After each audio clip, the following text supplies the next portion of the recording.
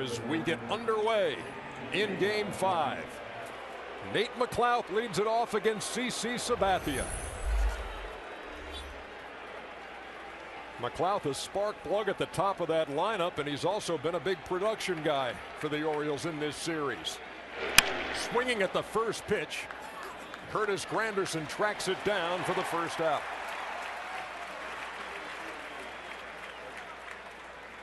Let's take a look at the Orioles batting order here for Game 5. J.J. Hardy hits second, then Adam Jones. Chris Davis is the cleanup hitter.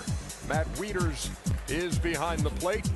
The 20-year-old Manny Machado plays third. Then it's Mark Reynolds, Lou Ford, the DH, and Robert Andino, the second baseman. As they face, for the second time in this series, CC Sabathia.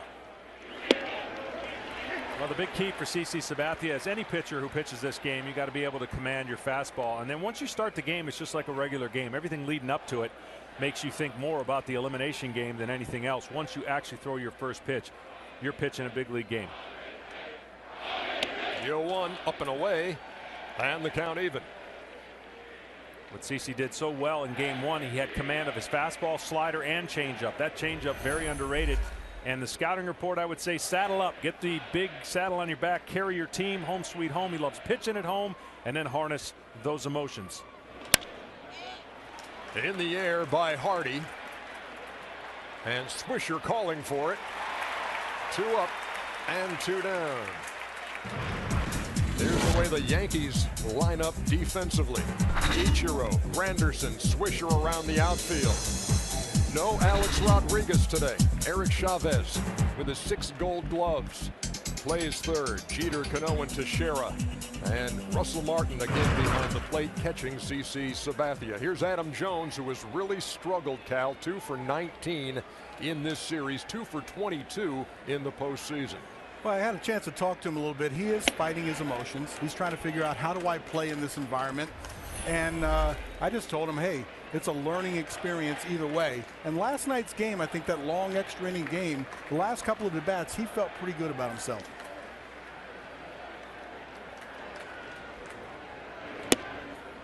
But you know, it's not a one-size-fits-all. Do you slow yourself down? Do you calm yourself? Do you play off your emotion? Whatever works for you in this situation. And that's the hard part. He hasn't been in this situation. He doesn't know yet.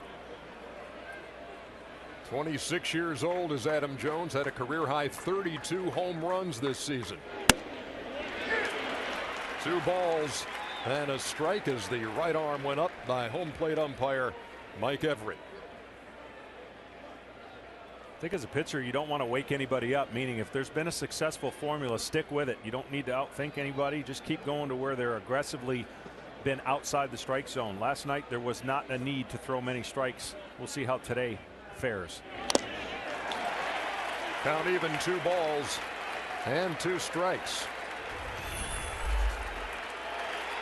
Adam has had good success off of CC in the past, so that's a good place to start if you're not swinging the bat well. Just start to get your confidence, start to remember you're good at bats against the guy on the mound. Jones has hit him pretty well. 311, 14 out of 45 with 3 home runs. He waits on a 2-2.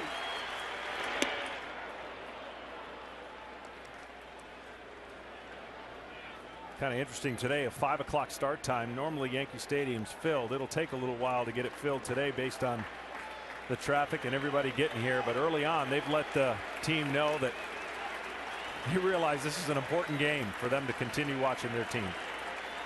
Payoff pitch. And Adam Jones goes down swinging as we head to the bottom half of the first in Game 5.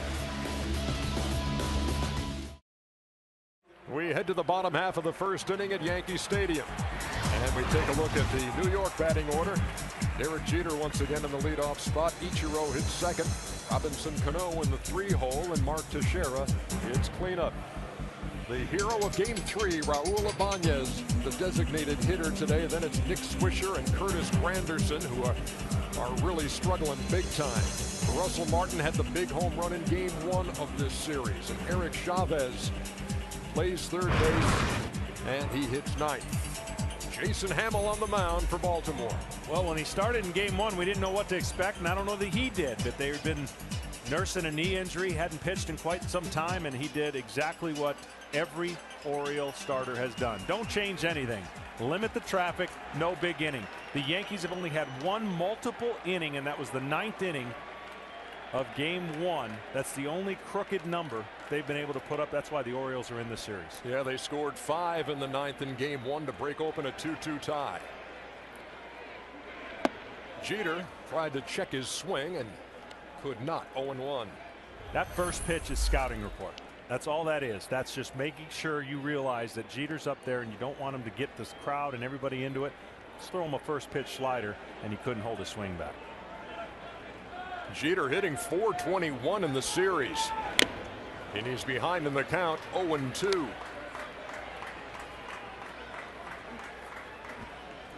You get the feeling both of these offenses are going to break out at some point. This is a weird series. We thought they'd score a lot of runs. I think they're due for that in game 6, Cal. Really, the offensive numbers have been anemic in this series. Pitching has been outstanding. Jeter takes upstairs a ball and 2 strikes. You know, think how the series started. 2.5-hour rain delay. The next day a rain delay. We've had some interesting weather and wind, and today it's actually the coldest of the 5 days. So I don't know if that contributed to much, but pitchers are having their way. Count even at 2 balls and 2 strikes. Jeter went 1 for 3 against Hamill in the opener.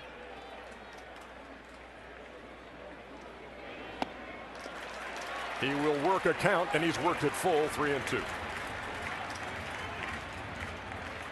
Nobody does it better than him. He saw 124 pitches, it seemed like, yesterday from the pitchers. He fouls off a lot. He works the count to 3-2. He's looking for one that he can handle and get a hit. Strike 3 called. And Jeter doesn't think much of it. 1 down. Well, here's our first look at pitch tracks, and I would say pitch tracks and the umpire got it right. Really, the umpire's done a pretty good job this series. We haven't had any really arguments or anything that's really caused any controversy. And Jeter, always as he does, tries to go down with the bat to help the umpire out, Cal. That's a technique that's unique to him, I think. Here's Ichiro. But very successful ordinarily. I think he thought that was low. Had plenty of plate. He questioned one pitch yesterday that was borderline low as well. Foul right back to the screen. The count even, a ball and a strike. John, you talked about Hamill and the knee problems he had. Did have the knee scoped in July to remove some loose cartilage, and then came back and then had some pain in the knee and had to sit down again. He showed no ill effects as he began this series pitching game 1. On the ground to Andino, who throws out Ichiro for the second half. Here's the way they line up defensively. McLeod, Jones, and Davis from left to right. 20-year-old Manny Machado, who has really got an arm at third. J.J. Hardy at short, and Dino at second. Reynolds at first, and Matt Wieters behind the plate. What's interesting to me about this series is everybody acts to pressure or reacts to pressure in different ways. We all know New York has the most pressure on them, and they have not reacted offensively for their superstars that have been here, done that. Baltimore's just going to keep better and learning from each moment. So if they get an opportunity to keep playing, I don't think you'll see some of the same type mistakes that we've seen. And I think people are scratching their head and going, wait a minute, the history of the Yankees the last 9 or 10 series hasn't been exactly what you think it is. When you have an opportunity to win a game at home or advance your playoffs, they haven't exactly done that, other than the Twins. In the last 9 ALDS, they're 4-0 against the Twins, 0-5 versus everyone else. So if you're the Orioles, you're going, hey, let's try to make it 0-6. We're in that category of anyone else. If you look at that, I don't give that much weight, though. I know it's a big deal. I know that we talk about it, but they're all different teams. So what do you make of that? I make that they had the Minnesota Twins number. There you go. And no one else's. And no one else's.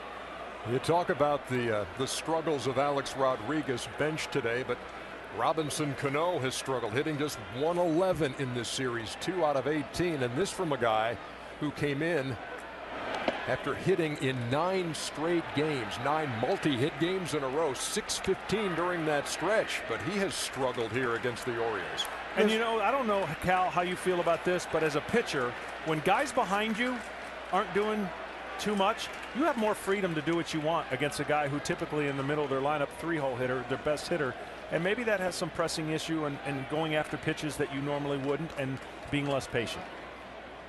The 2-2 from Hamill. Yeah, generally speaking, when your offense is not working, many people in the order, especially if you're one of those main guys, you think I got to do a little bit more. And I think with Robinson Cano, he was so hot at the end of the year, and we all fear it just a little bit as hitters, thinking, okay, you know, I can't stay this hot. I'm going to have to go through a little bit of a slow period, and you don't want that to be going into the playoffs. But you don't expect to fall off the edge of the earth either. That ball is drilled by Cano right down the line, but foul.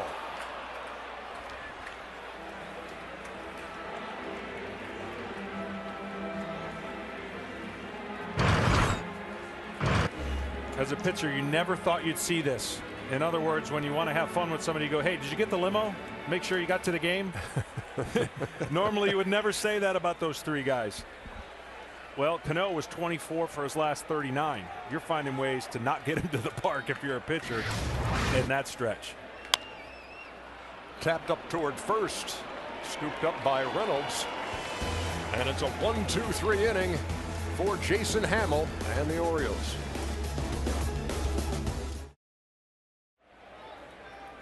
Top half of the 2nd inning, cleanup hitter Chris Davis leads it off. Are we counting in the breaks too? I don't think I've done it in the break. I'm in a funk. Nothing around a golf won't cure. Sabathia into the wind, and that is tapped up the line. Martin will throw him out for the first out. Well, CC has pitched a lot in the postseason. Here's the left-handed slider that has given a lot of left-handers problems. And a nice play by Martin. But he's only pitched and started in 1 elimination game. He came in relief last year, if you remember, because of the rain out in game 1. He came in relief and pitched an elimination game against Detroit, and the Yankees lost. But he's 1-0 with a 3 ERA, 6 innings. Surprised to find that out with all the amount of games that he has pitched. More times than not, it's game 1, but depending on the next series, he has yet to pitch in multiple elimination games. Matt Wieters takes the ball outside, 1-0. Wieters just 2 for 17 in this series, and when you throw that wild card game against the Rangers into the mix, he's 2 for 21 this postseason. Takes a strike, count even. It's a good point, John, that when your first experience is in the playoffs, you're trying hard, you're running high a little bit, and the more you play, the more you get relaxed. You almost get to the point where I'm not thinking about the end result. You're just focusing on the swing. Yeah.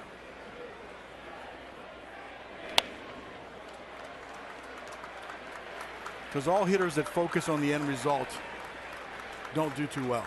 You don't hit a home run trying to hit a home run. You hit a home run because you put a good swing on it. And really, that's all you should be thinking about is just, let me just put a good swing on this pitch.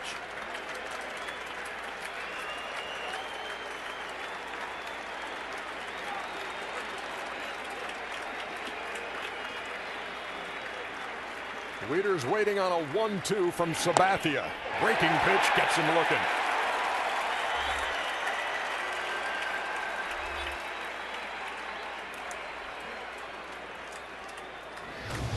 This is a pitch that's been so much better for him. This is a curveball. He's got a tight slider, catches the bottom of the zone, and Wieters, of course, thinks that's down. He's been behind the plate. He's a taller guy, and you look at where those knees are and where he caught the ball. I think the hardest pitch for an umpire to call is someone's got a really good breaking ball. And is it where you catch it or where it crosses the plate? With 2 down, here's Manny Machado.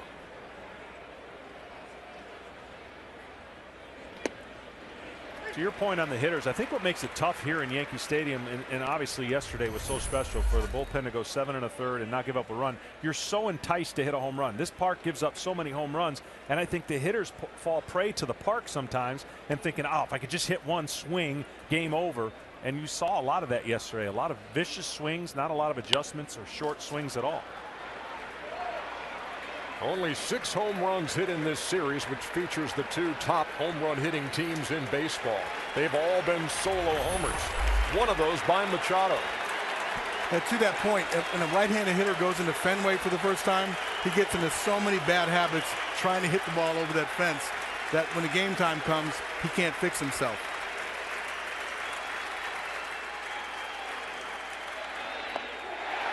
The playoff veteran makes quick work of the kid to end the top of the second.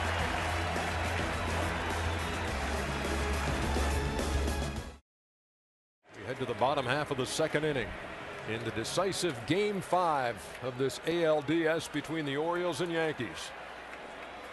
The Detroit Tigers waiting for the winner. Here's Mark Teixeira. Yeah, they're in a kind of a tough position. They're sitting probably in Detroit waiting to either come here or start their series at home. Of course, no day off tomorrow. Starts right away tomorrow.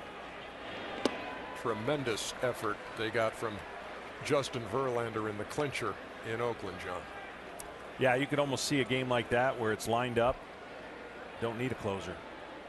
Don't care what the score is. Grounded to short, or in that area.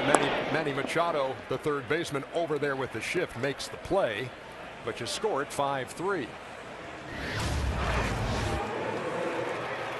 Well, here's the bracket, and you see the Orioles having to win that wild card game over Texas, and got the Game 5 here. You had the Game 5 in Oakland. In fact, you have Game 5s wherever you look for the first time ever. Amazing. My bracket's still perfect, though. Don't even want to hear about that. It's not even close. Your bracket, your matrix, as you called it during the regular season. You had it all figured out, John. I don't think anybody could figure out this year. That's what makes the year so special. A lot of great stories and teams. It's been amazing. Here's Raul Ibanez.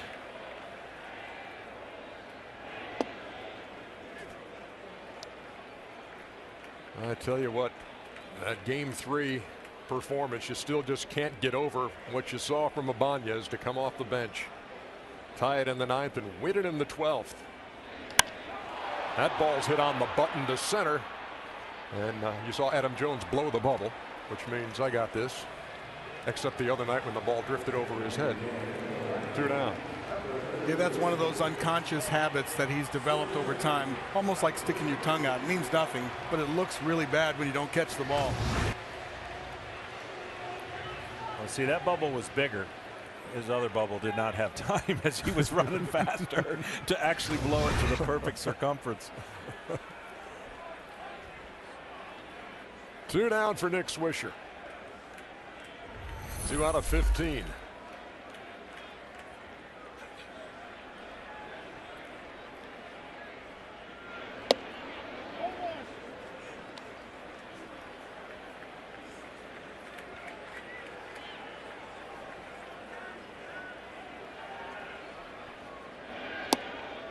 Over for a strike count, even a ball and a strike.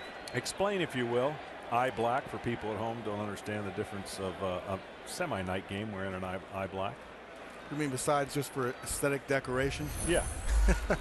It's a function of the sun coming up and reflecting off your cheekbones into your eyes. If you have light color eyes too, we heard about Josh Hamilton with the light color eyes. It makes you squint a little bit more. If you put the eye black on, it stops that reflection, and it makes your eyes relax a little bit. They've got patches. They've got other things. We used to use cork, where you burnt the end of a cork and then use the ash to kind of do that. That doesn't make your skin feel too well, though, but it still works. This is the perfect weather for one of those in-between games, in my opinion. The twilight, not the game, the in the shadows sort of game. You need to have just regular light. A slight overcast allows you to have everything balanced. You don't want the sun being out there in center field and you being in the shade. The 2-2, strike three, gets away, and Wieters throws down to Reynolds to complete the strikeout. Here's Mark Reynolds to lead off the third. And he takes outside 1-0.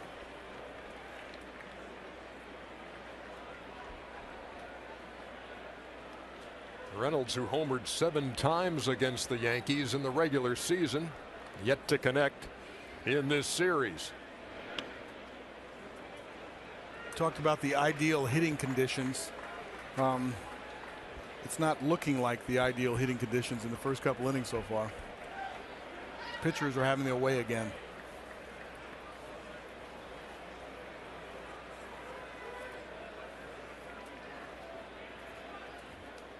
Sabathia with the 2-0 to Reynolds. That's over for a strike.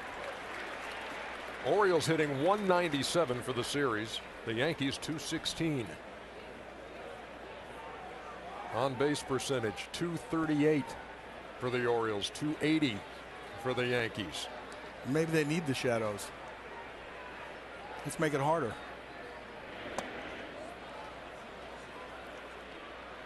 Three balls and a strike to Mark Reynolds, leading off the Orioles third. Well, already this has been a better at bat for Mark Reynolds. He hasn't swung the bat yet and got the count in favorable 3-1. Now, can he have the patience to not expand the zone from here on out?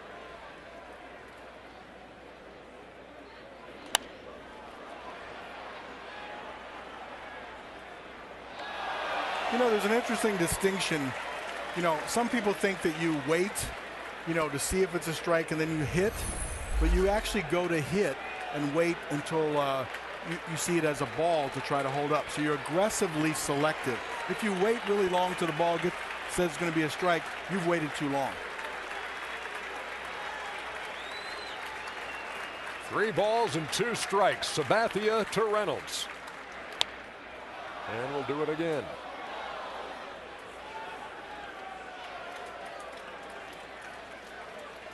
Mark has to protect here.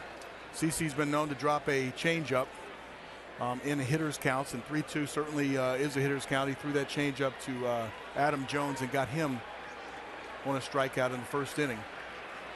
So you want to see the ball, but he throws hard enough where the fastball could be by you. So you want to get a little longer look here. Fastball away.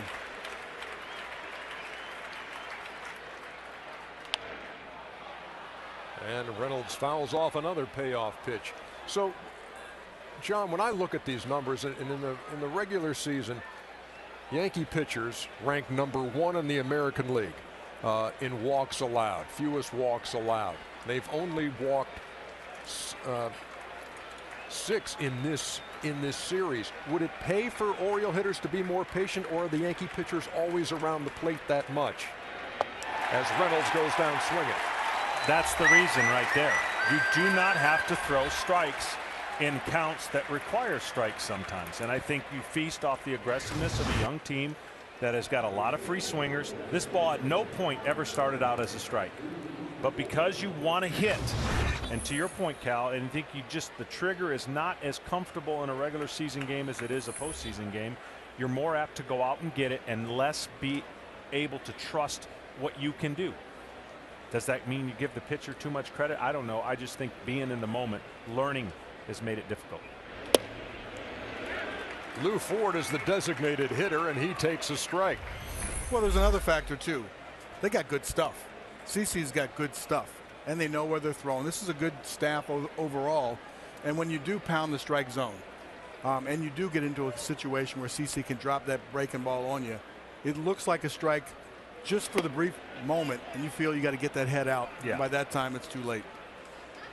No, I get all that. I just think we've seen, you know, throughout the series, we've just seen a lot of swings and misses on pitches that are not even close, which adds to the frustration, but helps the pitcher feel comfortable. There's a lot more comfortable counts that a pitcher shouldn't be comfortable in.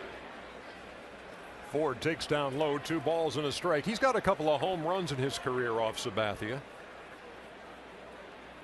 Came in last night as a pinch runner in the 9th inning and got picked off. Orioles would eventually win that game in 13 to even the series. Here's the 2-1.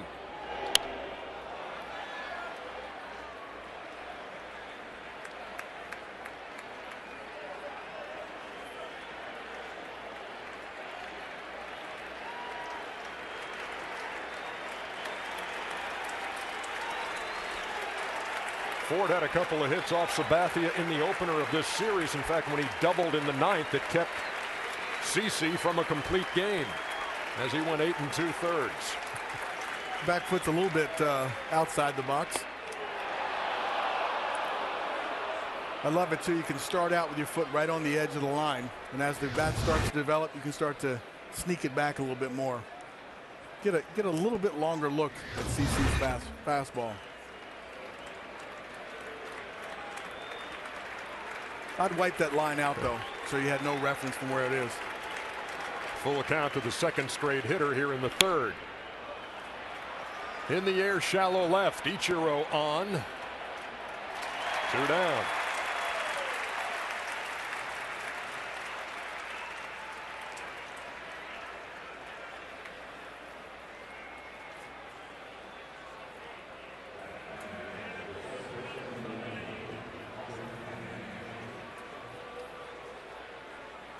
Well, here's Robert Andino, the number 9 hitter.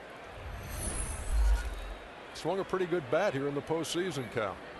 Yeah, he has swung the bat very well. Driven the ball, he's got a lot of power, but he's gotten a number of hits. I think he was 4 for 8 or 4 for 9 in both series. Doesn't seem to be affected so much. He plays on a little bit more motion. Good fastball hitter, and pretty patient at the plate. Splitting time at second base with Ryan Flaherty.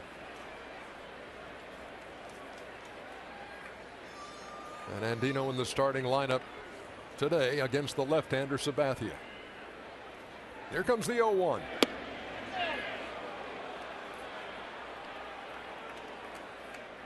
Looked like CC wanted that one. I suppose you'd want it too. Right on the edge of the outside. Oh yeah, there's nothing wrong with wanting it. I think that's the desire is to see how much you can get off the plate.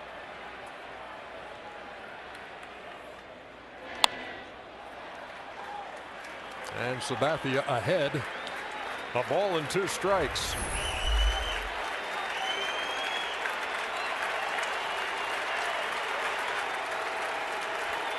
He has struck out 4 of the 8 hitters he's faced.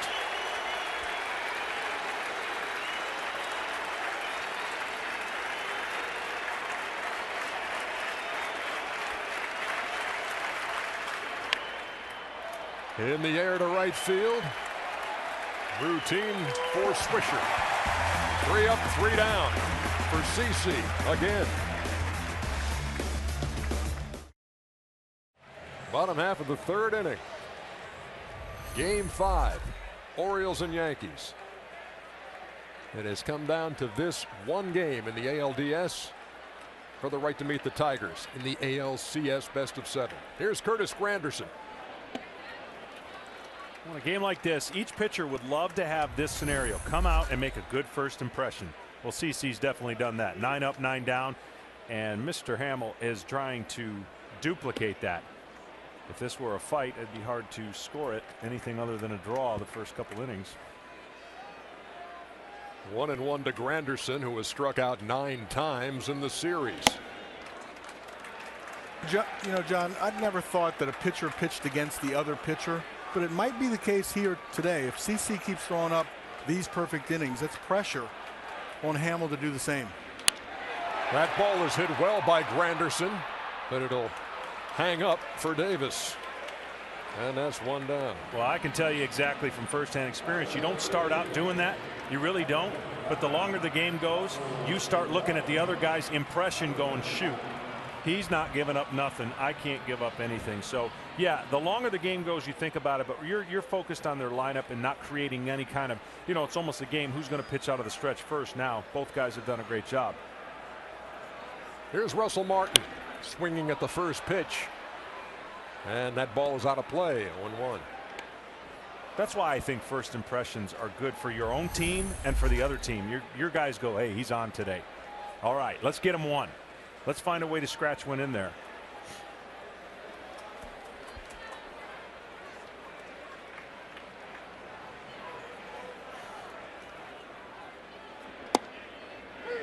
Quickly, no balls and 2 strikes. And John, you've been on pitching staff, and you're one of those guys yourself. You're in the dugout. Your side gets your run or two, and you say, That'll be enough. Yeah, it's over. That's their feeling, at least. Adam Jones flags that one down for the second out. And honestly, sometimes you know it, and sometimes you don't. You just have to fake it. You know, you have to be out there going, hey, I'll get this game in control, and my mannerisms are not going to show you anything different. If they had to hook up a lie detector sometimes to you, you would be in trouble. We saw Tex chirping about what he saw in the first at bat yesterday. You want that sort of chirping in the other dugout to say, hey, this guy's got his A stuff today. I used to hate this one saying. When the early first inning guy would come in and go, this guy's got nothing. We're going to kill this guy. And 8 innings later, it's the same zeros. And I equally hated it when somebody would come back to first at bat and say, this dude's nasty. No balls and 2 strikes to Eric Chavez, the number 9 hitter playing third base today. Just joining us, Alex Rodriguez benched by Joe Girardi. To center field, Adam Jones makes that play as well. We are through 3 in the Bronx. How about this line score? Nothing to see here. Move on. We're in the top half of the 4th inning. And it's the top of the Oriole lineup. Nate McLouth, who flied out to center his first time, came in hitting .333 in the series and .318 in the 5 postseason games the O's have played.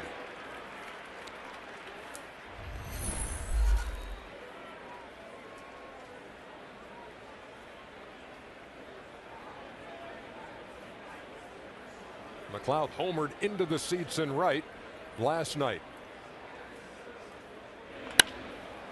And there is the first hit of the ball game as he goes the other way.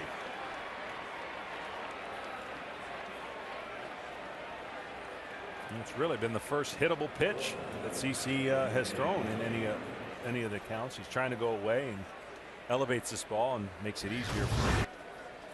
Yeah, fastball away, 0-1 fastball away, a little up over the plate, stays on it and drives it to the opposite field. He had a good swing on the first time too. First pitch of the game, line drive to center field.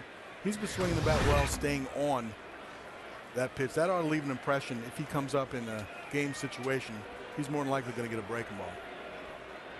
Here's J.J. Hardy, who takes a strike.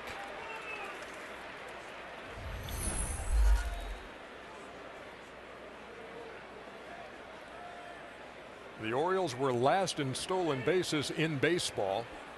McLouth has added a speed element to this team. He stole 12 after coming over from Pittsburgh. Hardy with a fly ball to right. Swisher makes the play as McLouth retreats to first.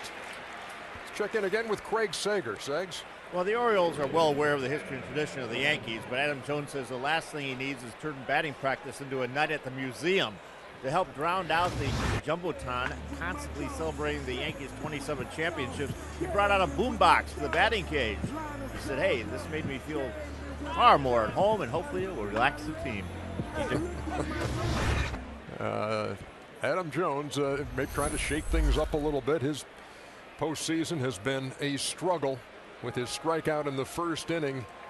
Now 2 for 20 in this series. That ball to left center field. Harmless. 2 down.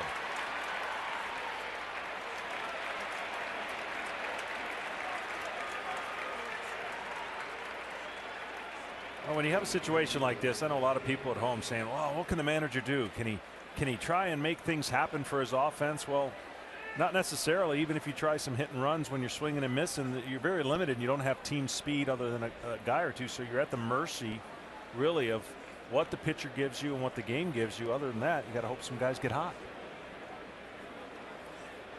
It's a set lineup. Here's Chris Davis, who hit a little tapper in front of the plate and was thrown out by Russell Martin his first time. And I know Buck is all about approach. He's all about keeping the right frame of mind. He's all about being positive. So he's very sensitive when he steps in to try to help a player. He wants them to focus on what they do normally every day.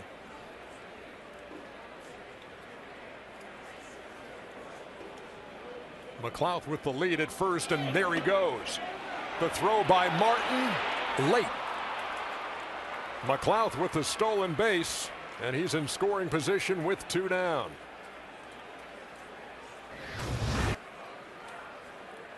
Great jump, and the slider again fooling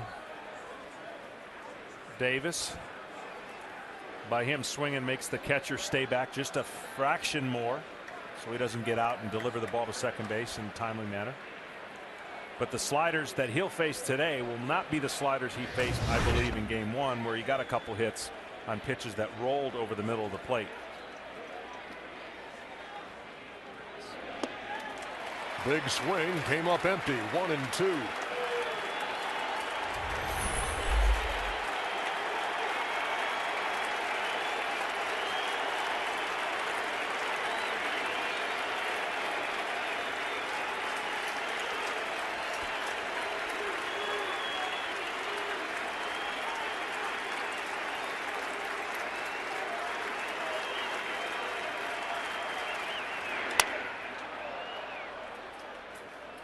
Broke his bat as he stayed alive, and he'll get another one. If you look at CeCe's pants, besides the fact that the big man's got those pants, look at the wind. Wind's blowing pretty good. We haven't seen a ball get way up in the air to see what that wind is going to do. With pretty good breeze, which as a pitcher you want that wind to affect your curveball and slider. Sometimes the wind that is at your back is not exactly going to be advantageous for that pitch. Davis waiting on a 1-2 from Sabathia.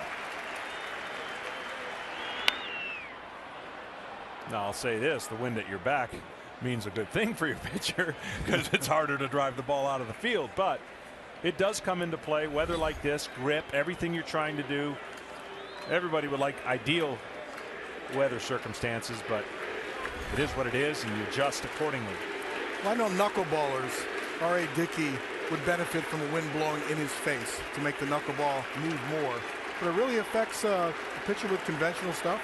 Yes. Yes.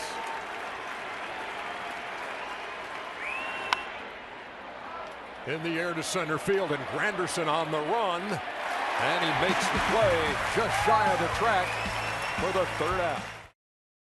Derek Jeter leads it off in the bottom half of the 4th inning. Caught looking his first time by Orioles starter Jason Hamill. And look out in the seats behind the dugout, 0-1.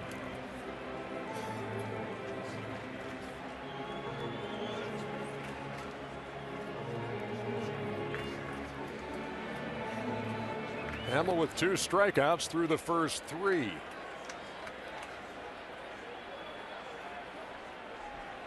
He got Jeter and he got Swisher. Manning's ahead of the Yankee captain, 0-2. You don't see Derek walk away from the plate too many times with a little disrespect for the umpire. That's what he's thinking right there. That's not a strike either. But unlike most of the guys who have gotten 2 strikes on him, and it's been almost you're done, Jeter's not done with 2 strikes typically. He's got 4 2-strike hits. Baltimore as a team has 5. Jeter leading the team with 8 base hits in this series. Of course, he led Major League Baseball with 216, which was just 3 shy of his career high of 219. This came back when he was just a 25-year-old. And he has struck out for the 2nd time this afternoon. Moments ago, we spoke with Orioles manager Buck Showalter. Your 6th postseason game and your 3rd elimination game. You guys have been through it twice. Yeah, thanks for reminding me about that, Art. Yeah, it's still standing. Did you have a message to the guys, or what was your sense of how they approach this game? No, these are guys that don't take anything for granted.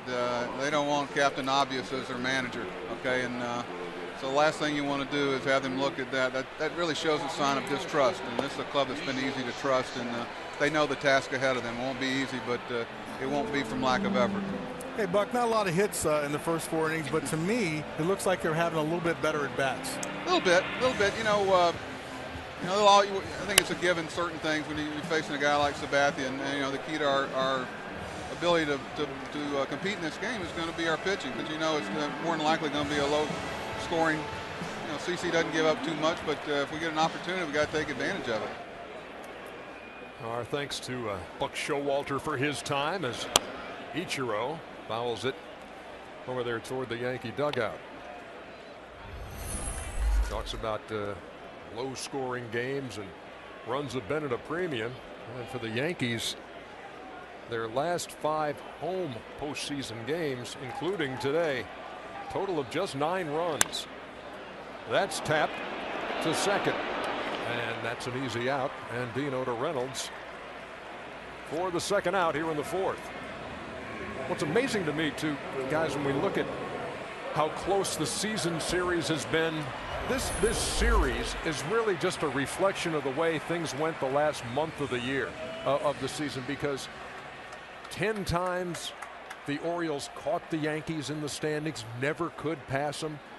Here in this series, Yankees win the opener, Orioles come back. Yankees win game 3, Orioles come back. Is this the day that Baltimore catches and passes the New York Yankees? That's one of the storylines here today. Psychologically, the Yankees held on to that, wouldn't allow the Orioles to pass them. And, that sits in the back of your mind. They have the advantage. Even talked to Joe Girardi as this series began. Does that have any kind of an impact psychologically on a team? And he said, I think it does kind of. It's a point of pride to an extent to say, yeah, we were in a battle with these guys, but we never gave up at least a share of the lead. We saw right there, see number 2 on the pitch tracks, expanded strike zone. People don't understand what a count does and when it changes and expands the strike zone for a hitter. And a big result of that swing right there might have been that previous call that was out there, called a strike, and our pitch tracks has it a ball. Yeah, called pitches that you don't think are strikes really affects how you approach the next one. You saw Derek swinging a breaking ball down after he thought a couple pitches were called low. That's the reaction that happens. All of a sudden you don't feel so confident anymore taking that pitch, and then you will expand it down, and you're muttering to yourself as you go to the dugout, you made me swing at that. Well, so far, not only has each pitcher been on their game, each pitcher has had their curveball really in tune, and that's a great sign coming out the gate. You want all your pitches. You don't necessarily want to show the hitter all your pitches, but when you have the touch to go to that, man, what a luxury. Hamill is ahead 1-2. Upstairs, count even, 2 balls and 2 strikes. Scoreless here in the 4th of game 5. A series in which the last 3 games have been decided by 1 run.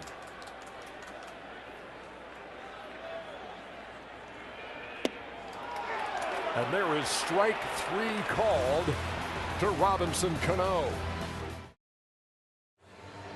How about that postcard for you? Dinner time in New York, a little after 6 o'clock. Game 5 of the ALDS between the Orioles and the Yankees. Just 1 hit in the ball game.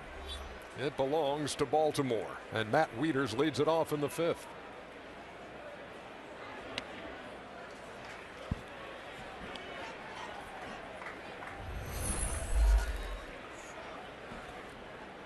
Wieters 2 out of 17 coming in, and was called out on strikes in the 2nd.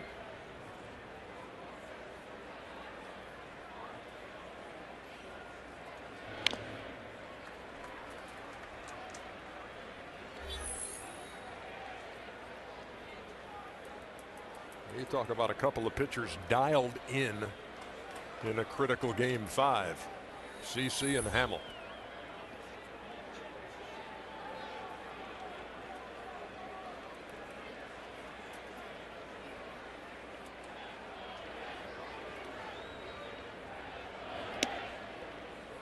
Two balls and 1 strike to Wieters.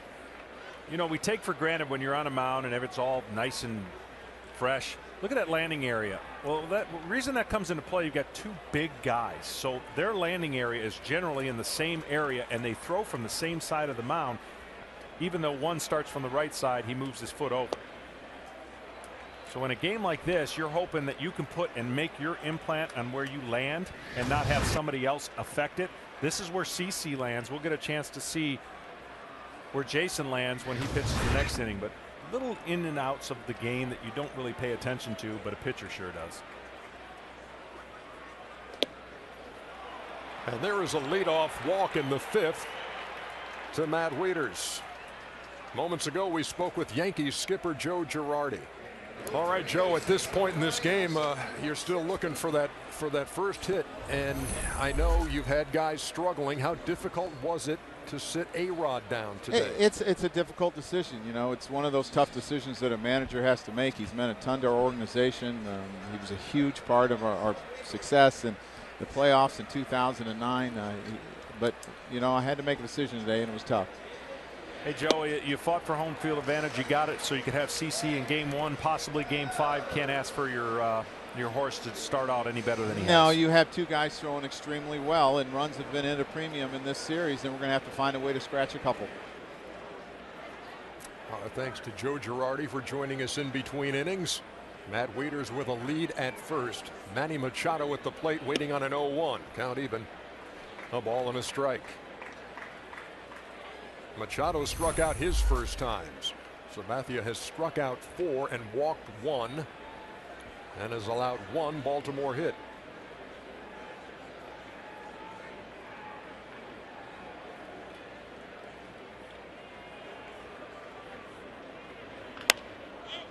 In the air, shallow center. Cano back and makes the play. Wieters retreats, 1 down.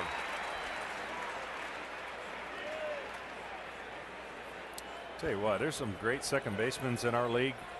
This guy gets a jump as good as anybody when he makes these over the shoulder, and this one's not over the shoulder, but he read it right away, Cal, as soon as it was off the bat. Yeah, many times you're thinking as a middle infielder, I'm going to go lateral because you got to cover ground to your left and right. And sometimes it's difficult to go back. Robinson Cano does that as well as anybody in the game. What was the toughest play you had to make? The slow hit ball in the hole. So the one that the third baseman can't cut off, and I have to come over on. I was big. I couldn't run around it and round it, so I had to spear it on the backhand and then try to make up the difference with the thrown arm. That ball bounced up the middle. Cano takes it himself, and there's the double play. Now we're moving to the bottom half of the 5th inning, and Mark Teixeira leads it off for New York. He grounded out to Machado his first time, and the shift is on once again. Machado, the third baseman, basically occupying the shortstop position. Yeah, if you want to get a look at what it would look like to have Machado play shortstop, because he is a shortstop that moved to third base, this is your chance. He is the shortstop of the future as Teixeira loops one over first, but foul.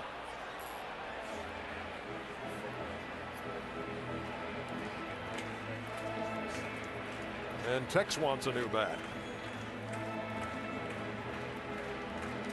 I want you to see Jason Hamill. We talked about CC Sabathia on the mound. Jason puts his right foot on the right side of the rubber, third base side of the rubber, and then slides it, which is a big movement over to the first base side of the rubber.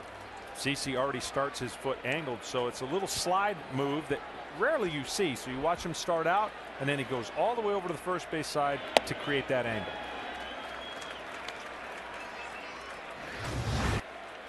Starts there, and then a big movement over.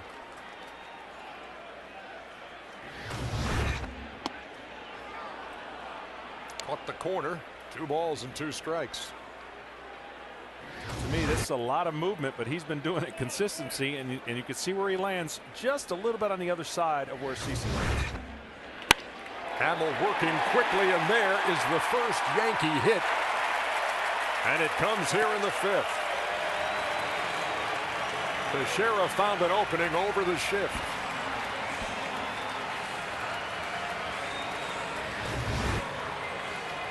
This is like playing prevent defense in the NFL with the guy. He's got to get this ball way over the second baseman's head and just in front of the outfielder. His uppercut swing generated a top spin, so he went over the Andino's head and sunk before to the right fielder. I'm sure he wanted to hit that in the upper deck, though. Here's the guy who stole all the headlines after Game 3 with his dramatic 9th and 12th inning home runs, Raul Ibanez.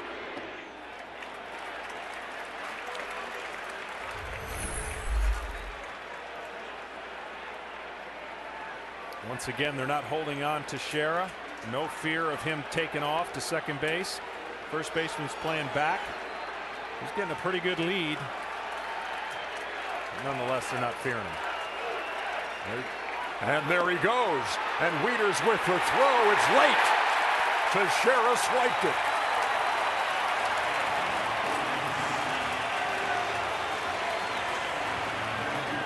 I used to hate that. I used to hate anybody getting that big a lead. You could see him crawling. Now what that does as a pitcher is you know you don't look over there because you're not going to throw. The guys behind them, and you really have to be careful with your timing. And Teixeira took advantage of it. They haven't been taking chances on either side, and that was really the first chance. You could see Mark looking over, had a little bit of a walking lead. A walking lead will give you a little momentum and have you coasting before you make your first move. And a good pitch to run on. The breaking pitch from Hamill, and Teixeira swiped it, so he's in scoring position with nobody out. And Ibanez waiting on a 1-1.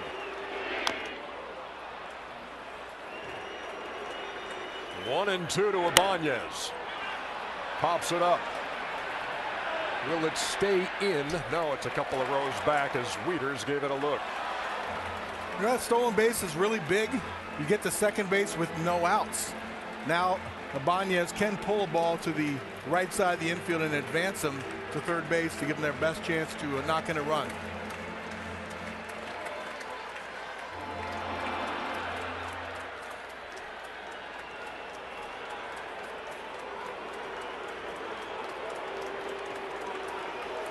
Teixeira leads from second. Ibanez waiting. 2 balls and 2 strikes. That was Teixeira's first postseason stolen base. So you better hold him on next time. And it comes in a scoreless game. 5th inning. Game 5. Winner moves on. Loser goes home.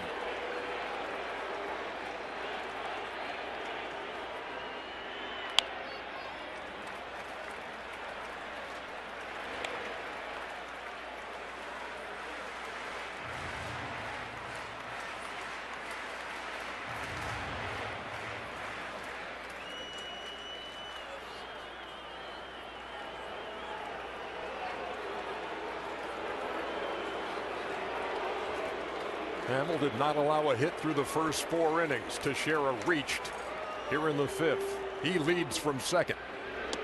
And the breaking pitch misses. Full count to Ibanez. Big cross up right there. Looked like Matt Wieters was expecting a fastball. What's interesting here is Matt Wieters did not go out to talk to him, so maybe it could have been his bad. Highly doubt it, but normally they go have a conversation.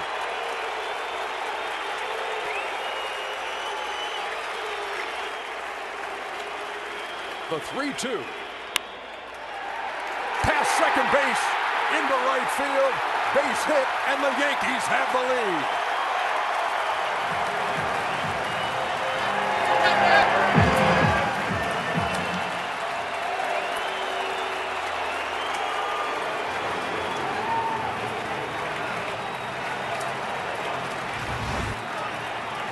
There's a 3-2 breaking ball, and Raul gets him over and gets him in. Hard, sharp ground ball, and Dino can't make a diving play on, and that stolen base was big. Scores the Yankees' first run.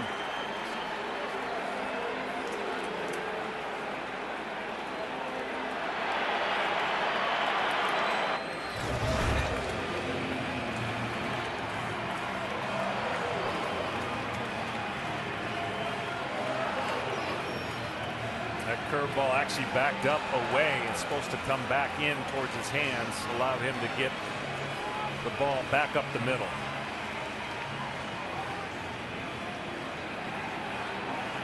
A little delay with the umpire trainers coming out. Yeah, looks like Mike Everett over there near the Yankee dugout being attended to. Cut on his ear. Pretty good cut.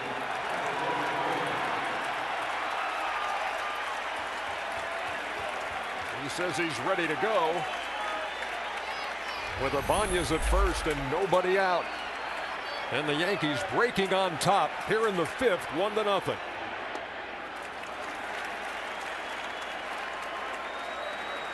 Emotion in any postseason game is big, but in Game 5 it's even bigger. Keeping him in check, knowing that one run, keeping it at single run, no crooked numbers, what we talked about, that's his challenge before him right now.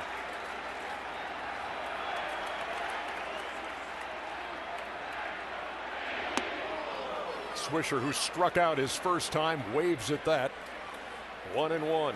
He's 2 out of 16 in the series.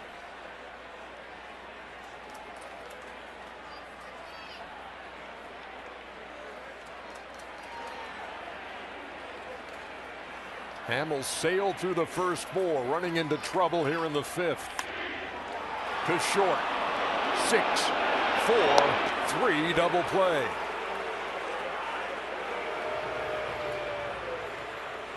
A lot of things are huge. I'm going to say that is a huge moment for Jason Hamill.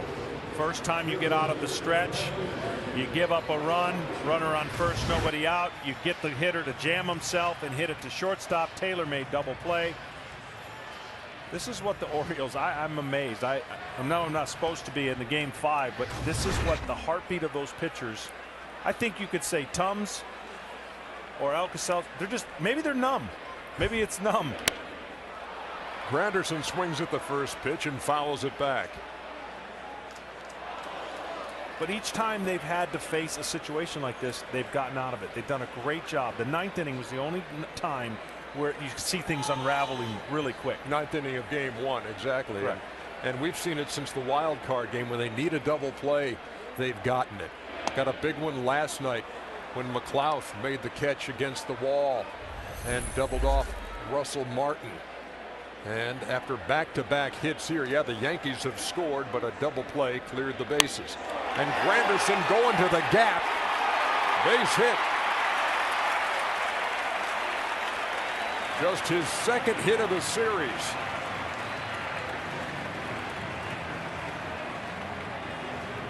Third hit of the inning for the Yankees. Yeah, you talk about the defense for the Orioles as we watch Curtis Granderson hit this breaking ball. Really one of the best swings he's had off a breaking ball in this series. Didn't bounce it. Yeah. And speaking about the defense, though, the Orioles became a much better team. We've talked about this before when Manny Machado came into third base. Reynolds played first base every day, and that really solidified their defense. Here's Russell Martin. Takes down low 1-0. Early on, a lot of errors out of that position, and they were last in the major league in fielding percentage. But since August 9th, they are first. He gets a lot of the credit, and so does he. Yeah, Reynolds has made some sterling plays around the bag at first in this series.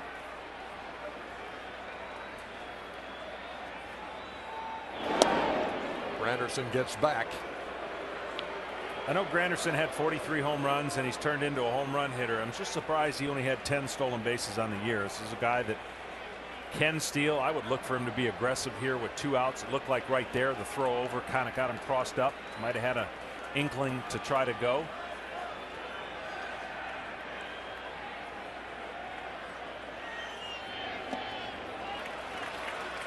Two balls, no strikes to Martin.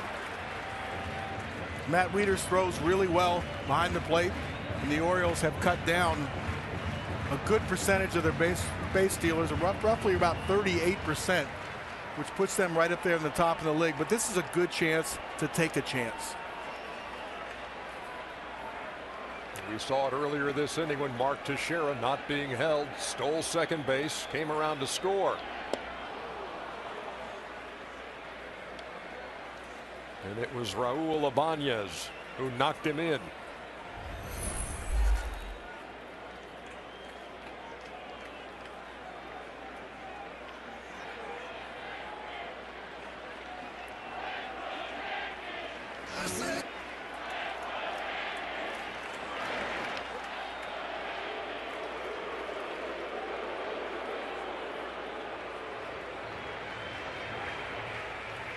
Look at the Yankees offensive production, and now it's 3 of the last 4 runs knocked in by Raul Ibanez. The 2 long balls and the base hit here in the 5th.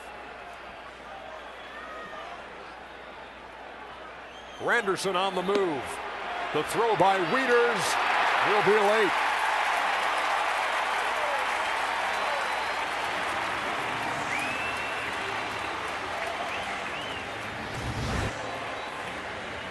That's a tough pitch to handle. It was down away to see him look back in.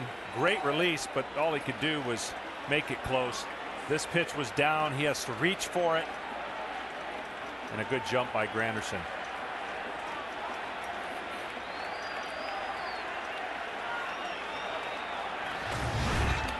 So with 2 down, a runner in scoring position, and Martin tried to hold up, couldn't.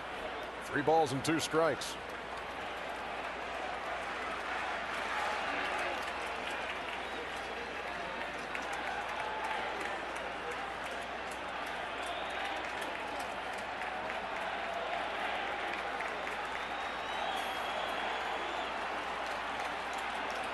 Martin waiting on a 3-2 from Hamill. In the air to center field, easy for Adam Jones. But the Yankees score the game's first run. Mark Teixeira with a single and a stolen base. And Raul Ibanez knocks him in. 1-0. Friday evening in New York. Site of Game 5 of the ALDS between the Orioles and the Yankees. New York breaking on top in the 5th, 1-0. And CC Sabathia goes to work here in the 6th against the Orioles DH Lou Ford.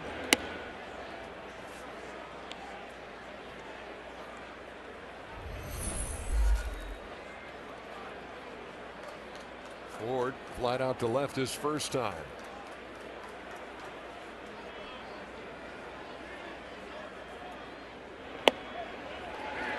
Ball and a strike. We showed you Mike Everett having to be attended to earlier. This is what happened in the Ibanez at bat. Foul ball that caught him on the right ear. It's kind of a cool, crisp night here. You know how much it hurts, John, if somebody on a cold day just comes up and flicks you in the ear from behind. You do that to a lot of people just to be annoying, and you can imagine what that felt like, that foul ball that clipped him. Yeah, it's not fun. Here comes the 2-1. Teixeira stuck with that play for the first out. Here on TBS on this Friday night, a pair of Game 5s. And a lot of fans out there, especially in the Baltimore and Washington area, envisioning the possibility of an Orioles-Nats World Series. Here both teams in a Game 5 in the DS. Here's Robert Andino, who waits on an 0-1. Upstairs and the count even. There's certainly a lot of excitement in the Baltimore-Washington area for baseball right now. It's been a while for both franchises. It's good to see everyone excited over baseball. First time the Orioles have been in the postseason since 1997. Trying to earn their way to the American League Championship Series against the Tigers. Well, CeCe's on the mound. He knows what Verlander did last night in a must-win game elimination. And I think you look at that number when the team gives him a run. I think he's got visions of trying to see it and finish it himself and go 9. That's not a better feeling for a starter if you can start it and then finish it. The 1-2 to Andino. stays alive. So there is something to that, you're saying, John. Then you see one of your contemporaries. You see a guy who's regarded as possibly the best pitcher in the game, and you say, you know what, I'm that guy on this team, and I'm going to do the same thing he did. Absolutely. That's not just media stuff. That's actual mindset stuff. Yeah, you feel it. I mean, you want to be the reason that they're going on to the next level, just like he was the reason. 1-2 bounced up there, count even to Robert Andino, who flied out to right his first time. And he may have struggled early on in his postseason career, just kind of like Verlander did. And now it's been, you put him in a position to win a game, you fear these guys. CeCe's been really good with the Yankees since he got here.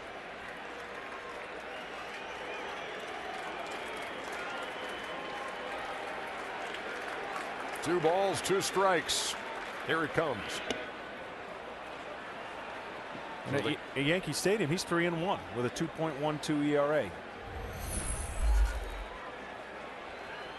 Yeah, with Cleveland and what was it, Milwaukee, he might have been a little too amped up, you know, learning to control his own emotions in postseason.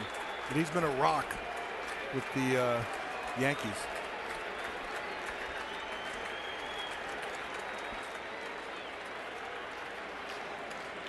The 3-2 in the air to right. Swisher drifting back. 2 up and 2 down in the 6th.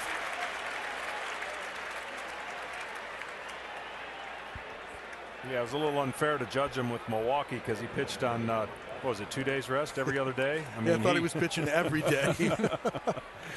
I mean, he basically put them on their back and said, let's go, when they made a trade for him.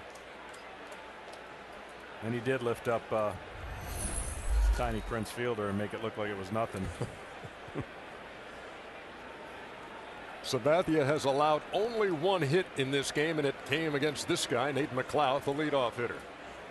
He singled in the 4th, stole a base, but was stranded at second.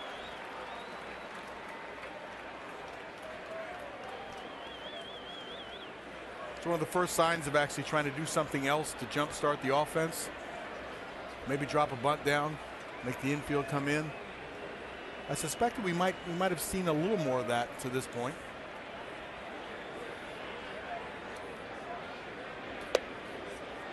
Missed with the 0-1, count even. And this is from a guy that's swinging the bat well, not from a guy that's not.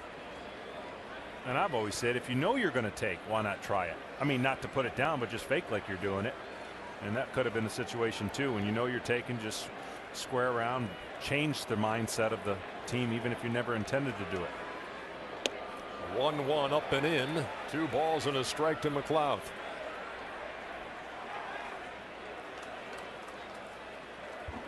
That was a pitch that said, don't get too comfortable diving out over the outside corner. I want to keep you honest.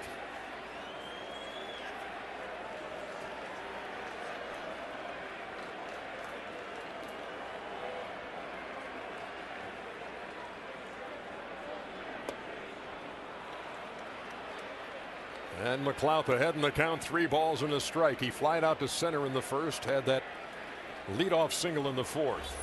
J.J. Hardy waits on deck. All right, does he throw a fastball? Does he challenge him here? Had 2 good swings on the fastball. First 2 at bats. 3-1 count. Fastball, John? I think he does.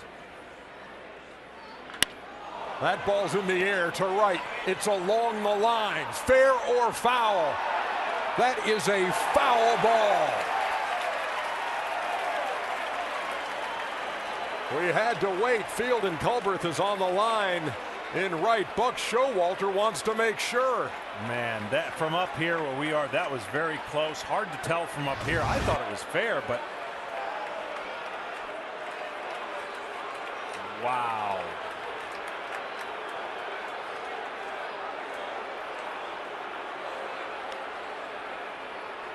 It looked foul to me. Sometimes you see if the ball disappears when you have an angle looking at the pole. I used to do that from shortstop down to third baseline. Here comes the ball. Can you see it all the way through? I think at this point it's already over the foul pole, isn't it? Yeah.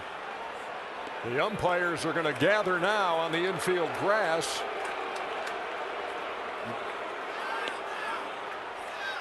Unless it nicked the pole, it's foul. Let's see if we're going to have a review here or not.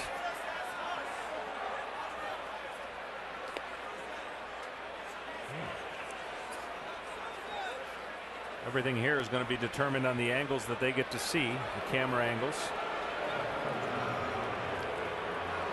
I think the ones that we've seen look foul. Whether or not it skipped or ticked the foul pole is the only question, I think. Yeah, that's the point that you made, Cal.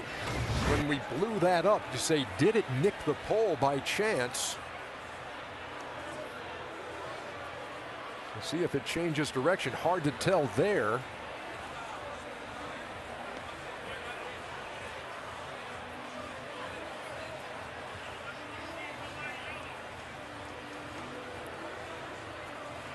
passes in front of the pole. It almost looks like it had a little nick. Depends upon what you're looking for. That will be. That does look. And here's where that argument is about where the umpire's positioning is. You know, the umpire says I can't be that far down the line so I can see that. But I would argue that there's two other umpires, the home plate umpire and the umpire at first base, that has that angle on the ball. I would like to see the umpire being down there close that maybe he could see it, if it nicked off or not. So maybe it's a different view. That was quick, though.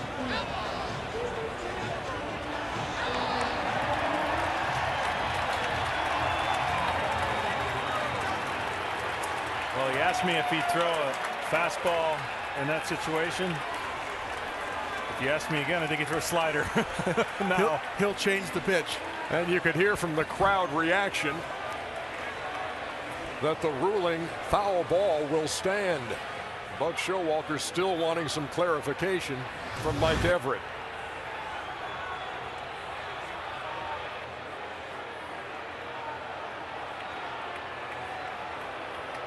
Foul ball. No question it was on the other side of the pole. The question was, did it possibly nick that pole on the way by? Man, when I see that, it looks... It's going to stay a foul ball, but I might be like Buck Showalter. I want another opinion. Here comes the 3-2. And McLeod goes down swinging. That ends the sixth inning.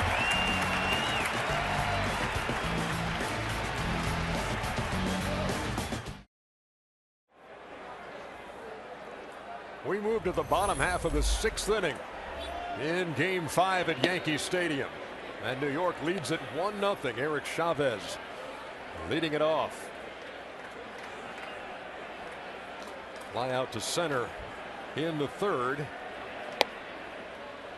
And the count 1-1.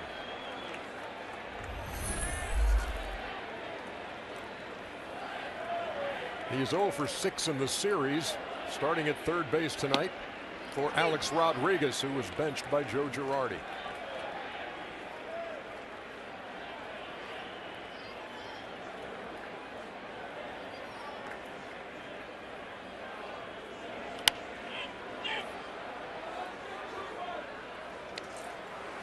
Three hits for the Yankees, all came in the fifth inning.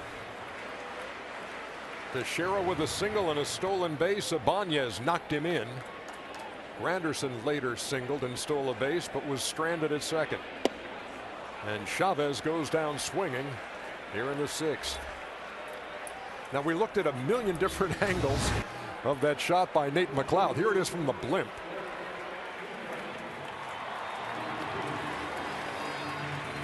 And you can certainly see it is behind the pole. The only question we had from looking at a few of those replays was if it possibly ticked the pole on the way by.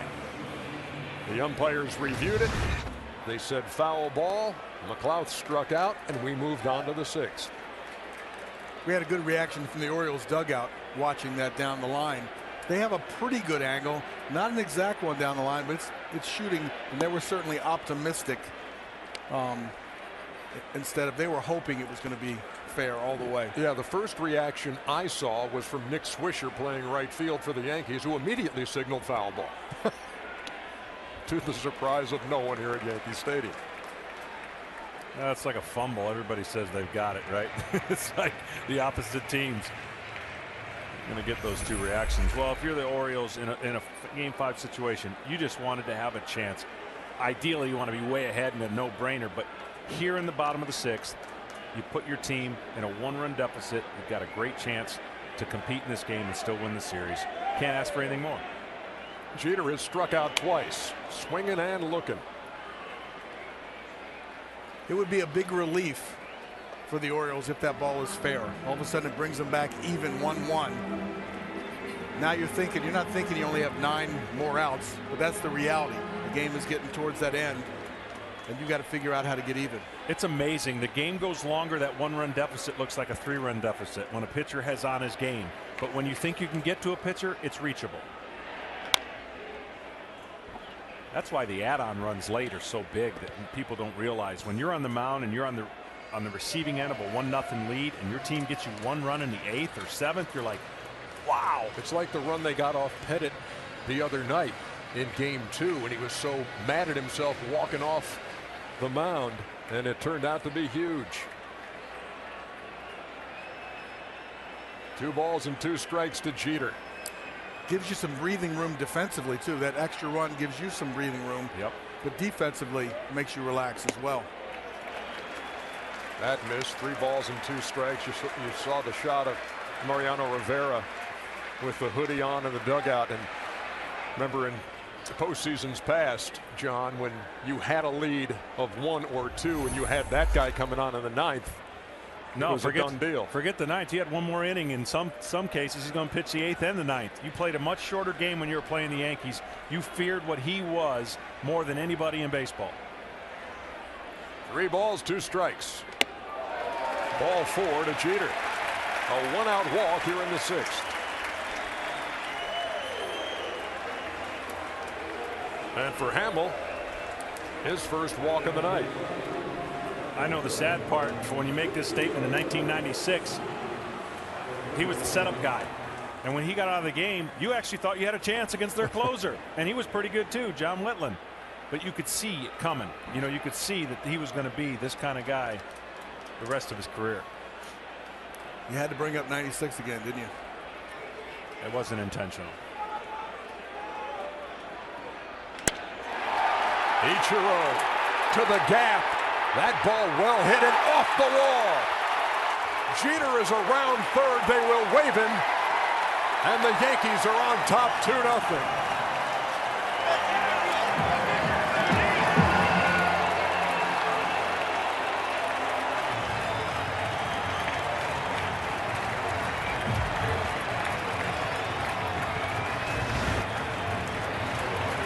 This ball was charged to right center field. Ichiro's got some power. Line drive up the right center field wall. Caroms right to Adam Jones. But with Derek Jeter running, no signs of that bone bruise, by the way. There's no chance at home plate.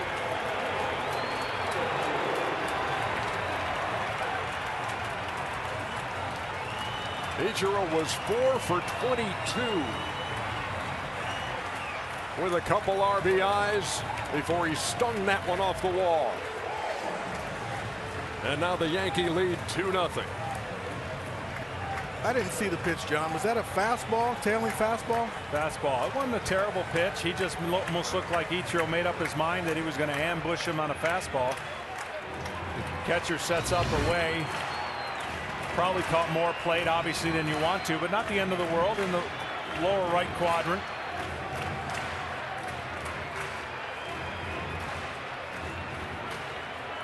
And Jeter obviously read it well, knew that ball wasn't going to be caught, never broke stride, and scored the game's 2nd run.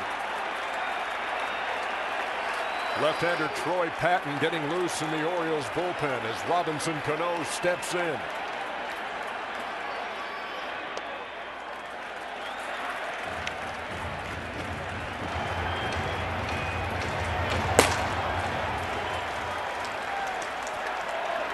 Cano is 0 for 2 and 2 for 20 in the series.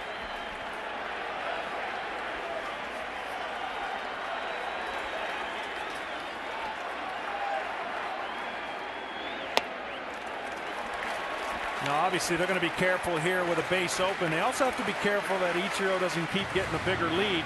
He did try to steal third base in the first inning of Game 1 that ultimately kept the first inning to 1 run, but he's expanded his lead a few feet each time. That's a sizable lead.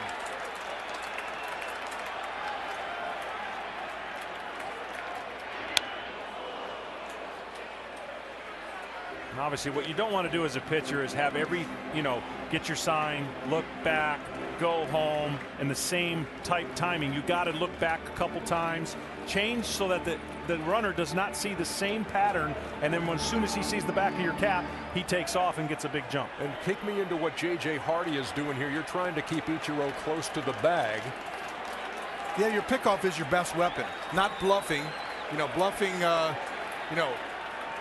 that kind of works in amateur ball, where the guy yells back from third base. In the big leagues, if you have the ability to execute a pickoff play and the runner knows it, that's your best defense against anyone stealing. And you have a couple options. Daylight, when you go based on when the shortstop or second baseman flashes his glove, or a called play. Sometimes the catcher will drop his glove. You're looking in, you spin and turn, and everybody relies on that timing. I used to hate daylight. That was going to cause me to balk for whatever reason. I like to call play. Yeah, I used to have a sign with Mike Boddicker where I'd point my finger at my eye to say the daylight is on here, so you would warn him so you wouldn't surprise him. Fouled back by Cano. 2 balls and 2 strikes. It's almost as if to say, watch me. Don't do anything. Watch me. You're not throwing the ball to home plate on this. Just watch me time me.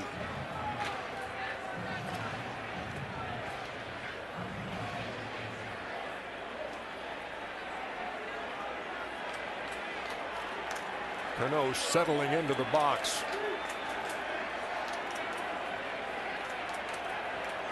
This would be a good time to put something on. 2-2 count.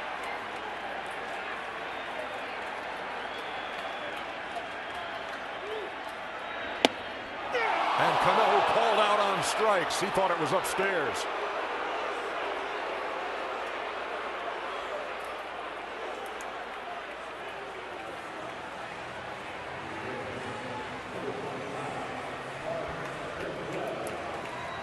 Well, top of the zone strike. I can see why he might have initially been a little upset.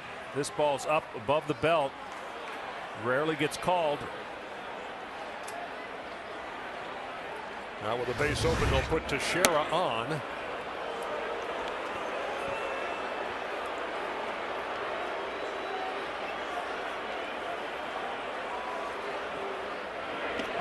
Always felt the old strike zone, that was part of it. The high strike zone? Yeah. Yeah, I don't mind the high or low. I think you can have a competitive swing at the high or low. I didn't like maybe the reputation that you Braves had over the in and years. out. That ball was about 6 or 8 inches outside. You can't hit that. And with Troy Patton getting loose, the left-hander in the bullpen, that's the move that Buck Showalter is going to make, with left hand hitting Raul Ibanez ready to step in. So Hamill pitching into the 6th. Leaves with 2 on and 2 out, and a second Yankee run in. Well, in the top half of this inning, there was a question as to whether that ball Nate McLouth hit down the right field line was fair or foul. So you know exactly where we'd find Craig Sager. Craig, what you got? Well, EJ, the debate continues. This is a ball. Steve Ellis, it actually ricocheted off his head. He got the ball. I cannot detect any yellow paint on it. However, the usher at the top of 207 said the ball did barely nick the foul pole. But with all these Yankee fans here, was it fair or foul?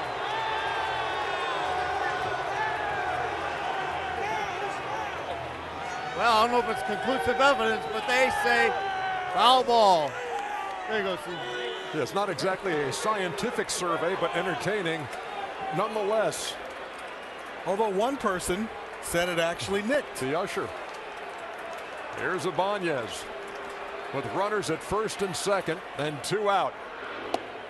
And Troy Patton delivers outside. Again, that look at McLouth's towering shot to right, ruled foul in the top half of the 6th. Yankees have tacked another one on here in the 6th and trying to do further damage with Raul Ibanez, who knocked in the first run in the 5th. These are the situations that get tougher and tougher to keep getting out of. Obviously in a game 5, Patton is trying to get out a guy who just a few days ago had a historic night.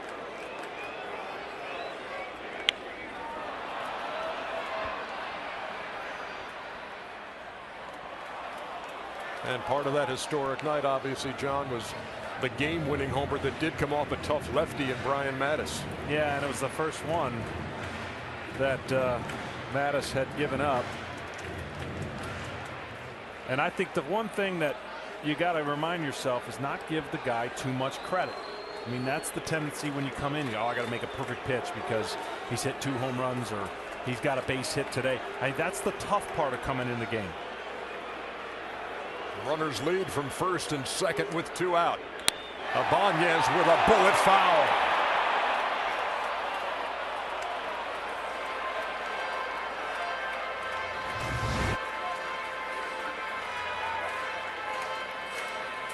Here's a bullet, just barely foul. Ibanez is locked in. No doubt about it. Your confidence is way high. You come in a ball game the other day, take 2 swings, hit 2 home runs. He is locked in. I know you don't want to give him too much credit, but you got to make a pitch here to get him out. We got a guy in the on-deck circle who's really been struggling too, in Nick Swisher. And Ibanez goes down swinging. And the Yankees add to the lead. Ichiro on a line off the wall. Jeter makes it 2-0. Top half of the 7th inning. J.J. Hardy leads it off against CC Sabathia, who works now with a 2-0 lead. He's been as advertised. Only 1 hit. No real tense moment other than that long fly ball that was ruled foul. And he came back and struck out McLeod after that.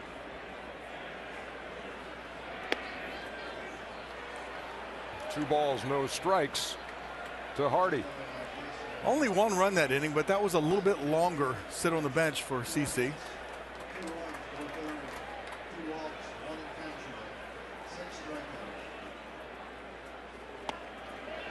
That's over.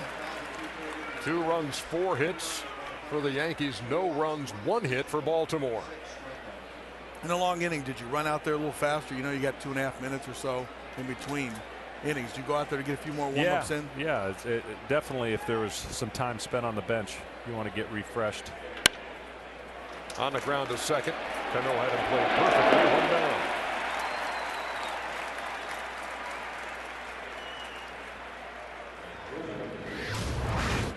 We've talked about the struggles many of the Yankees have had at the plate. Orioles aren't immune to that either. Well, you always want to get here. You can't wait for the moment. And then sometimes the moment teaches you some lessons and puts you in some funks, and, you know, hopefully they get a chance to change those numbers and play on not only this year but beyond, because you don't want that to be the last impression. It's a learning opportunity for sure, but you also look across the other dugout. Those guys have been doing it for a while, and many of them can't find a way to get themselves going. So it is a high pressure environment. The learning is, how do I play in that environment? The 0-1 to Adam Jones. And Sabathia ahead 0-2. And how does it differ, Cal, when you're the guy, when you're dependent on it, when you're the guy who's been driving in runs, hitting home runs, being a guy that is the central figure in your offense, when it starts going south? I think you need to keep things in perspective. The other team, you know, is going to pitch you tougher than they do in the regular season. So many times it's the other guys on the in the lineup that are the heroes. So again, you have to be willing to take the walk. You can't try to do too much.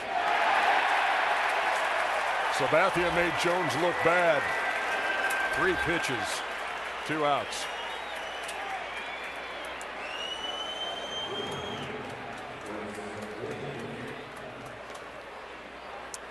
Again, he's had everything he wants to have working for him. His command of the fastball pretty good tonight, but the curveball and the slider and his changeup, as we've seen all series, has given these hitters trouble. They have a hard time staying back. They have a hard time recognizing strikes right now, and the pitchers are taking advantage of it.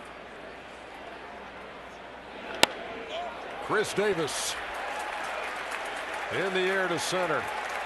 Granderson on a quick 1-2-3 inning for Sabathia as we stretch in New York.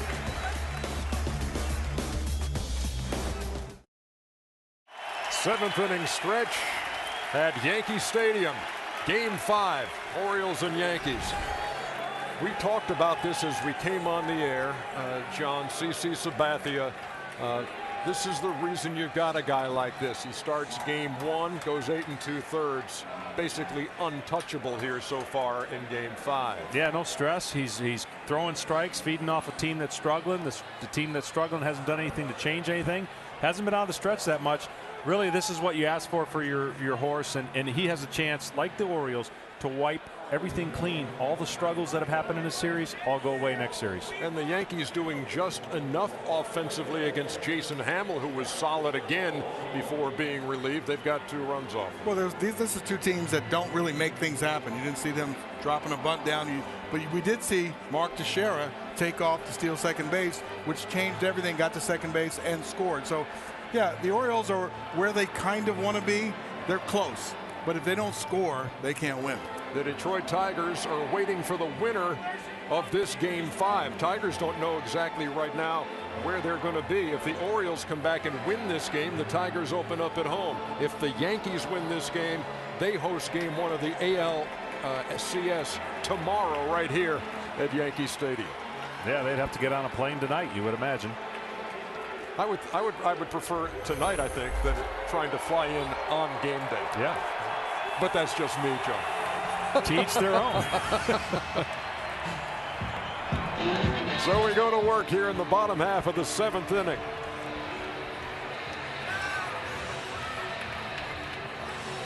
Yankees with a 2-0 lead. Their runs came, one of them in the 5th.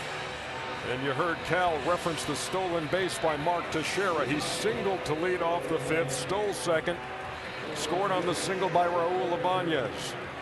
And then in the 6th, after Eric Chavez struck out to start the inning, Derek Jeter walked, and Ichiro hit a bullet off the wall in right center field and scored Jeter to make it 2-0.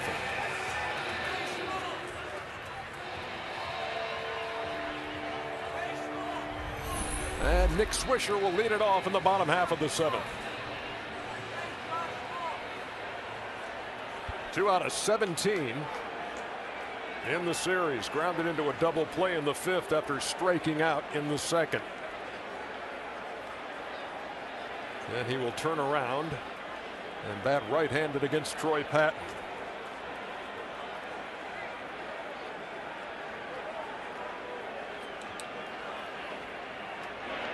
Patton came on in the 6th in relief of Hamill and struck out Raul Ibanez with 2 on.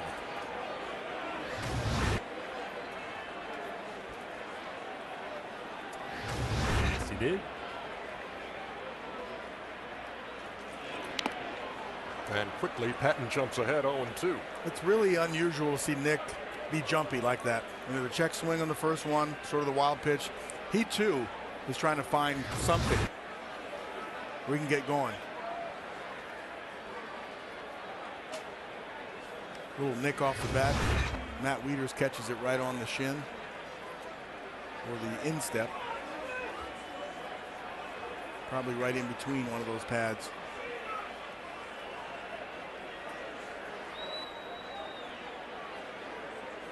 Patton to the plate. Strike 3 call to Swisher.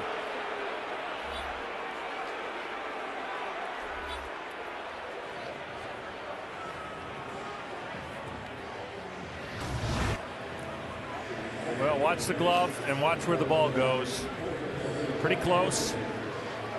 Where a catcher sets up and where the umpire is. You go by where the movement laterally, if there is any. And he was pretty close to that general area where Wieters wanted it. 8th strikeout by Oriole pitching. And here's Granderson, who picked up his 2nd hit of the series in the 5th.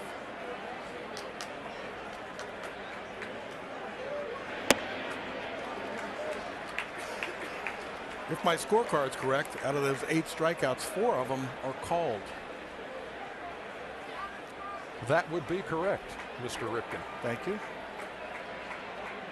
Don't check on Johns, though, for verification. It's actually perfect at this point, believe it or not. And that bat went into 1,000,000 pieces. As a hitter, I always thought about that. Is the pitching really making that good of pitches, you know, to get called out this many times? Or does the umpire have a little bit bigger strike zone than normal? Right off the end of the bat, and that's a pretty good amount of kindling. Well, you can see Granderson has a cup on the end of his bat too. So when the ball does hit on the end, it just frays. 2 balls and a strike to the Yankee center fielder, who launches one to right. Deep and gone.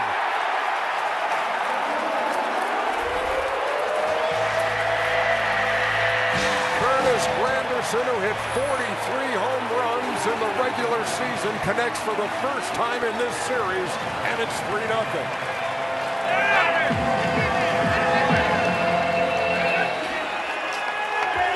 Seems like it only takes 1 at bat for Curtis. Getting that base hit, we saw that earlier in the month of September. When he finds it, he finds it. And this ball is driven to the 2nd deck. No doubt about it.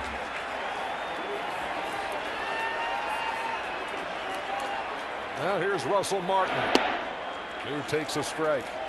So Granderson, who came into this game 1 for 16, 0-63 for the series, is 2 out of 3. And the solo homer making it 3-0 New York. Another look. Well, this one was a hanger. And he knows what to do with that. They have not been throwing him many pitches like that. Lasting impression can be everything. Like I said, you can erase a lot of things winning this game and moving on. Either team that does it, you get a chance to pick each other up.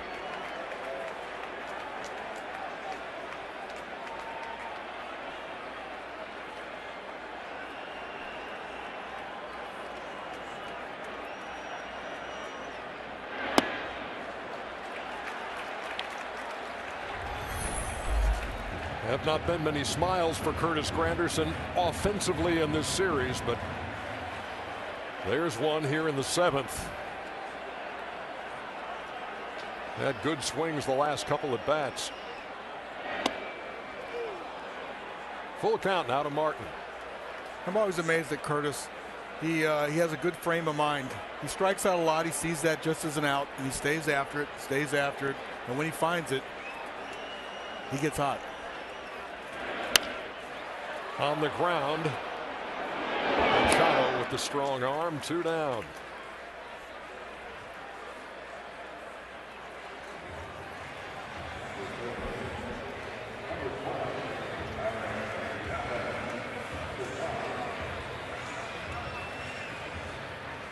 It's sort of an obvious comment that Curtis has power, but when you stand around him, he's not a physically big guy. He's built more for speed, but he certainly can put a charge in the ball.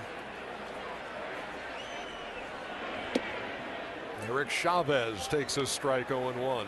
And the one thing, he's not going to hit many home runs the other way. Most of his home runs are going to be in that right field. He's dead pulled, likes to pull the ball, gets in that little crouch, sees that one area and lifts it over the right field fence.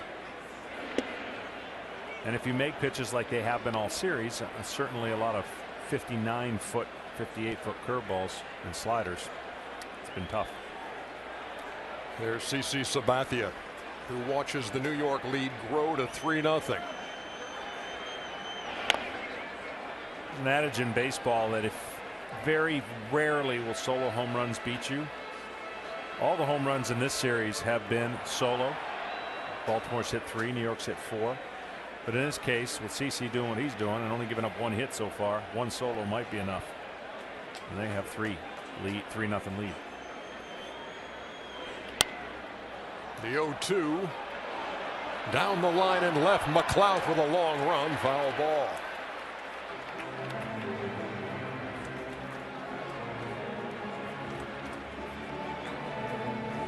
So put me in CC Sabathia's head if you could right now, John. You're the starting pitcher. You've been dominant. You've got a 3-0 lead, and you look up there and say they got two more cracks at me. You're in attack mode for that first hitter. And you just know that it takes 2 runners to get on and a big swing to tie the game.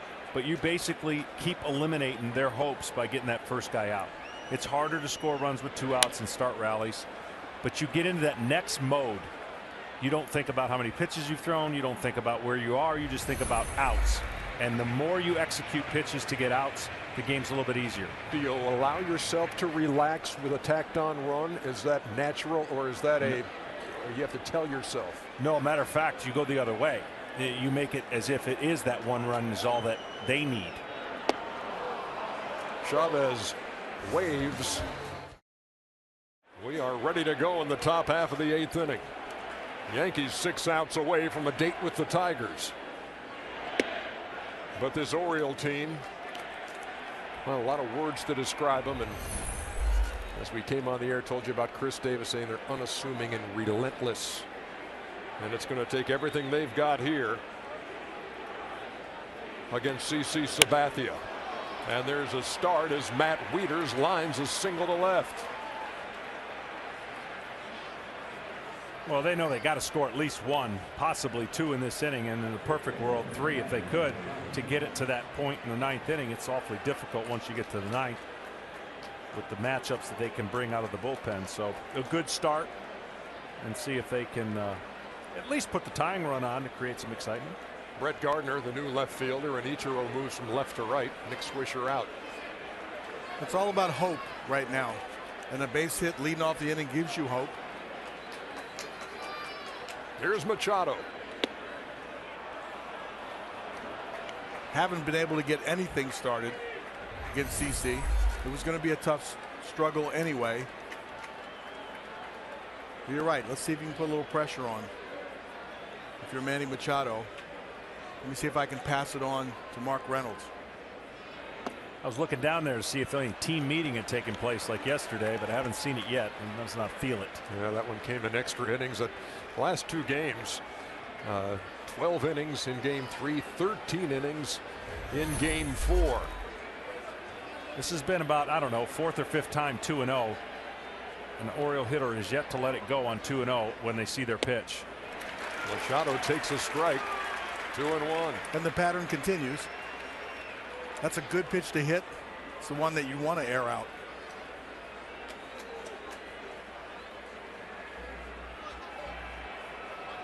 Wieters at first with the 2nd Baltimore hit of the night off Sabathia.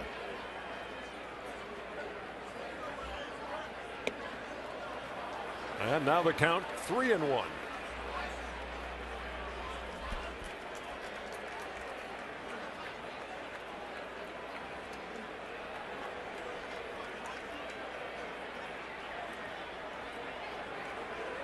Machado 0 for 2. Orioles down 3-0. Top of the 8th. And they have runners at first and second with nobody out. Tying run comes to the plate.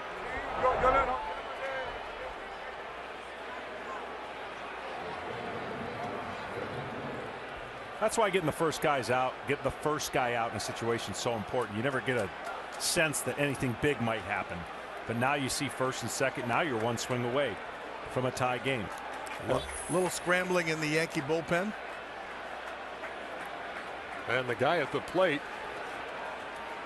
is a guy who hit 23 home runs in the regular season, 7 against the Yankees, Mark Reynolds.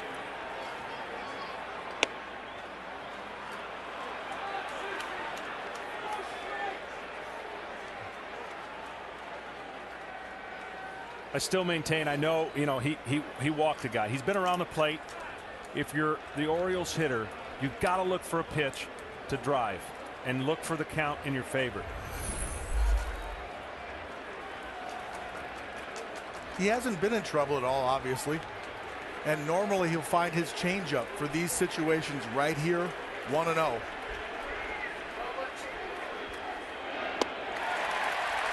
Ball and a strike to Reynolds. That changeup cut over the middle of the plate. He kind of got away with it. David Robertson up and throwing in the Yankee bullpen. As Reynolds takes outside, 2-1. And if I'm Mark right now, I got that changeup in the front of my mind. That's where he's gone. That's where he's going to go to. You want to make sure you get a strike out of it, though.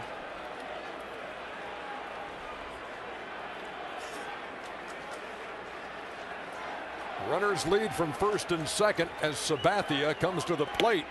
3 balls and 1 strike. I would have guessed wrong. Wouldn't have mattered. It was out of the zone. You would have laid off it, right? I hope so.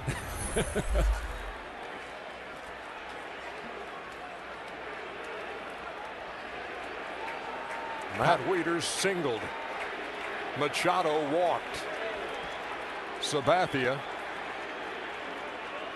delivering a 3-1 and the count full. That was Mark's best pitch to hit. 3-1 fastball, 93 miles an hour though. But had a lot of the plate. Well, your pitcher's Rolodex right now going through your mind going, do I have the touch to throw the 3-2 changeup, feed off the aggressiveness of a hitter, and really make a change, a game changer pitch right here, 3-2.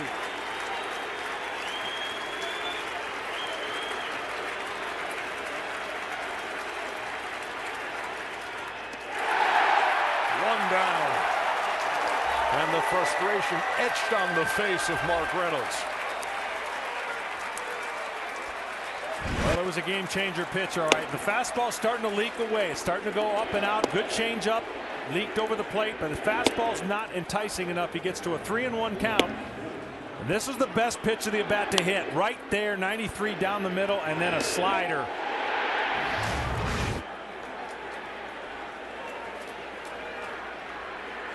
So here's Lou Ford, the DH, who has homered twice in his career off Sabathia. Tonight he's 0 for 2. He represents the tying run in a 3-0 game in the 8th and takes a strike. Call it a little extra, 94, John. Well, he's definitely got it in there, and you said it right before. He's not just a thrower, he's a pitcher. He's been able to command and finesse, and he just came out here and was a little wide on his fastball. Everything else has been still pretty crisp.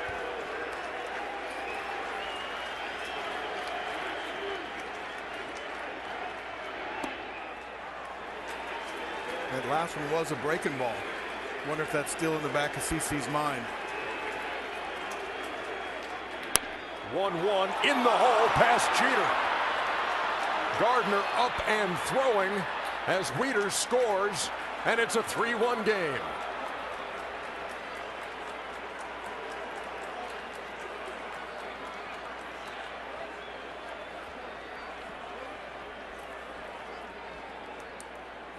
You know, the danger in these games, when you ask me, Ernie, as we watch this pitch, not getting on the outside part of the plate, coming back over the middle, and he just pulls it right outside of Jeter. Is the danger is when you start thinking outs, how many are left? You find yourself in this situation. I'm not saying that's what he did, but that's why it's so important. Each batter going, that's the only guy I'm concerned about. Then the next one, that's the only guy I'm concerned about. That's how you go to the next level and finish and close out games. So the Orioles on the board here in the 8th. It's 3-1. Runners at first and second. And Robert Andino takes a strike.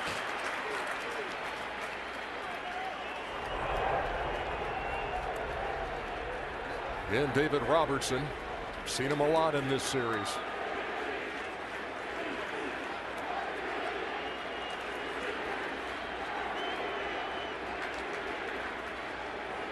Machado is the runner at second. Lou Ford, after the RBI single, is at first.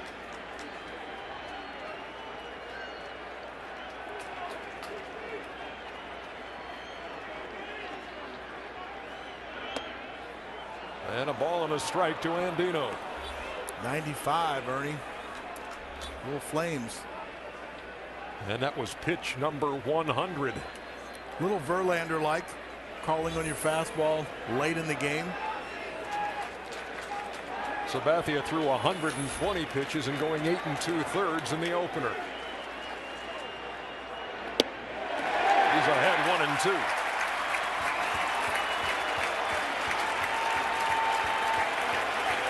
The Orioles' leading RBI man in this series is leadoff hitter Nate McLouth, and he's on deck.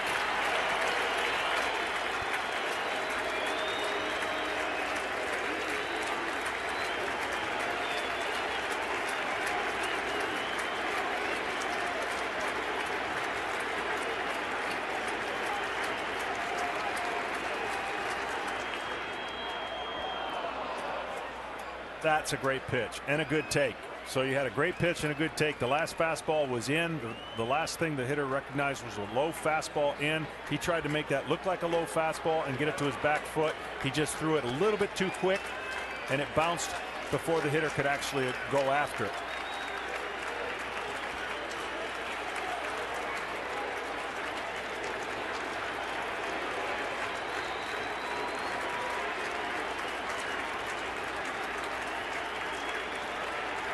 The 2-2. Sabathia will make the play. He'll go to second. It's late. All hands safe. The bases are loaded. Sabathia looked at third, Cal and John, and nobody there to cover. Well, the first thing you got to do is recognize he's going away from first base, so he didn't think the third baseman was going to be charged and maybe get the easy out at third. But this is a play you make a lot of times and just wheel to throw to first. Now there's nobody there. His second option is going to be too late. If you don't think about that play right away to go to first, no chance to get anybody out anywhere. You got to take the shore out right there. The infielders are coming in. They can't rely on you to make that play. They got to come field the ball as if you're not going to get it. As the pitcher, you got to realize that, and you got to stop and make the out at first base. So now the base is loaded, full of Orioles. And Nate McLouth, the leadoff hitter who's knocked in 5 runs in the postseason to lead the team, stands in. Takes a breaking ball over for a strike. I guarantee you one of his thoughts was don't get the tying runs in scoring position. You think you can get that easy out at third, but what he did is create chaos because the third baseman wasn't there, and by that point no way to turn around and go back to first base. He knocked in the 2 Orioles runs off of Sabathia in game 1.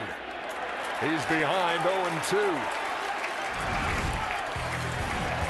And here was the moment at Camden Yards in the opener. That's all the Orioles would get off Sabathia in game 1. And that was on a breaking ball that stayed over the plate. I was 100%, 1,000% certain I was going to get a slider if I was Nate on that first pitch, and he took it for strike 1. Then he came back with a fastball right here, so Nate doesn't know at all what's coming. Orioles lead from every base as McLouth waits on an 0-2, which misses a ball and 2 strikes. Well, the difference tonight is he hasn't thrown any of those breaking balls he threw in Baltimore, where those left-handers, Chris Davis, and you saw McLouth get that hit. So his breaking balls have been much more on plane and firm, which is making it difficult, as you said, to not know what's coming. You don't look for an area. I would agree with you, except for that first pitch to Nate. After hitting the ball, just missing the foul pole down the right field line, that's the pitch I thought he was going to sit on. And McLouth goes down swinging for the second out here in the 8th.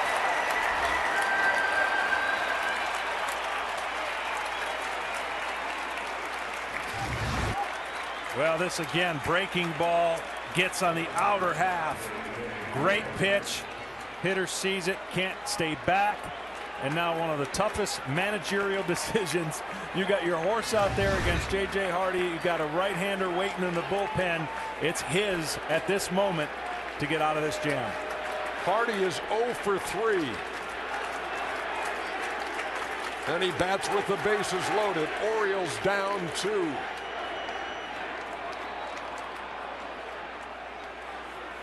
'86, was that a changeup that cut a little bit? Looks like it. I mean, he's cut a couple of them here in these moments. You get in this point and you try to make it really good, really picture perfect, and you stay on a little bit too long.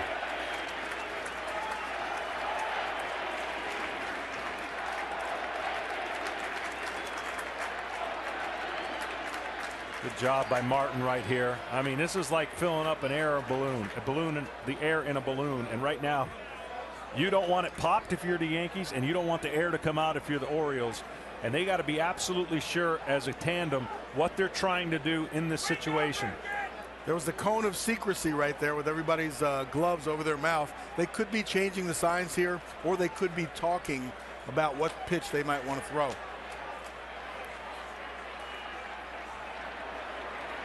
The Orioles only had 2 base runners through 7 innings. We're being shut out by CC Sabathia. They're on the board here in the 8th with the bases loaded and 2 out. J.J. Hardy waits and takes a strike, 1-1. But if it's not on the outside part of the plate, he will reach it.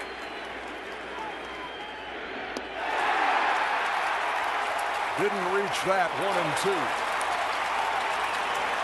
Those last 2 pitches are big-time pitches. Fastball on the outside half at 94, coming back with a changeup that looks exactly like the pitch before, and he breaks it off.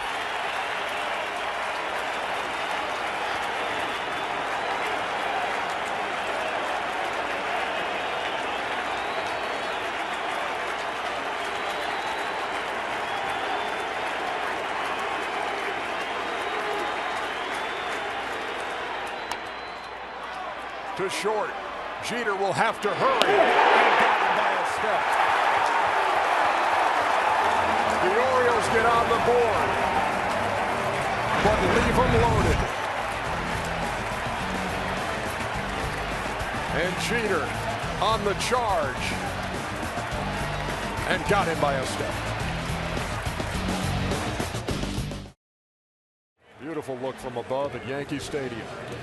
Site of Game 5 of the ALDS. Winner gets the Tigers, and it's over for the loser. Pedro Strop, the 3rd Oriole pitcher, comes on here in the bottom half of the 8th. He was one of the contingent of relievers who pitched 7 1/3 scoreless in Game 4 for Baltimore. Yeah, let me tell you something. Everybody's done a great job down there, but he did a great job having not pitched in a long time. His first appearance on the road, can't make a mistake. Great job. He'll face the top of the New York order, Derek Jeter. Takes a ball.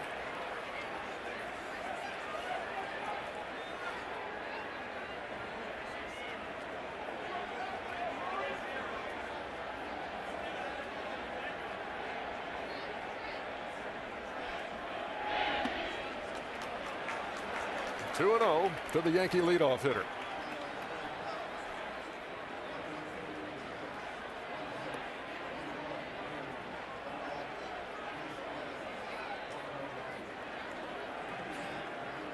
Jeter 0 for 2. Called out on strikes, struck out swinging, walked in the 6th, and scored the 2nd New York run. And Strop has missed with his first 3.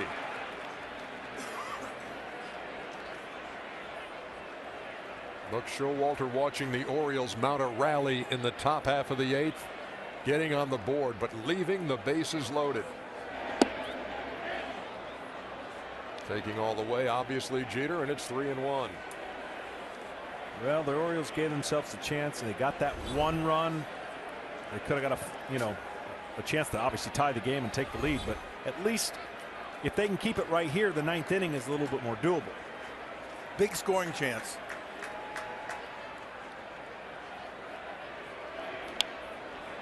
CC made the bad play, throwing the ball to second base, but then got himself out of it by making some really great pitches. But yeah, if you score that 1 extra run and make it 3-2, that's huge going into the 9th inning.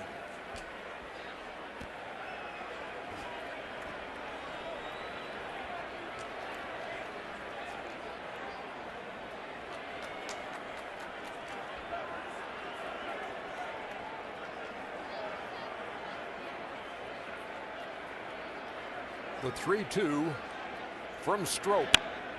Rounded wide of first. Reynolds with the flip. And Strop battles back from 3-0 to retire Jeter. Well, I've been impressed with one thing that you notice as a pitcher only because you practice it so many times. I didn't think anybody could cover as much ground as Albert Pujols does at first base. I think Reynolds would give him a run for the money with the way he's been playing first base for the Orioles. He's got good legs, good third baseman legs, but over there at first base, his quick release and his 3.63 is probably as good as anybody in the league as well. But he's done a nice job there. Here's Ichiro. Came up with a big double in the 6th that scored Jeter with the 2nd run.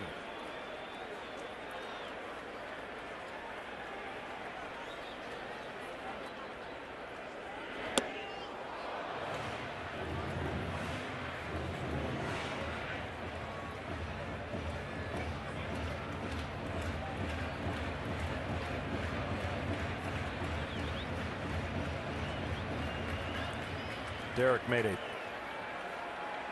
very difficult play under the circumstances. Looked very easy, by the way, in the last inning. That's his signature play to me when I think about it.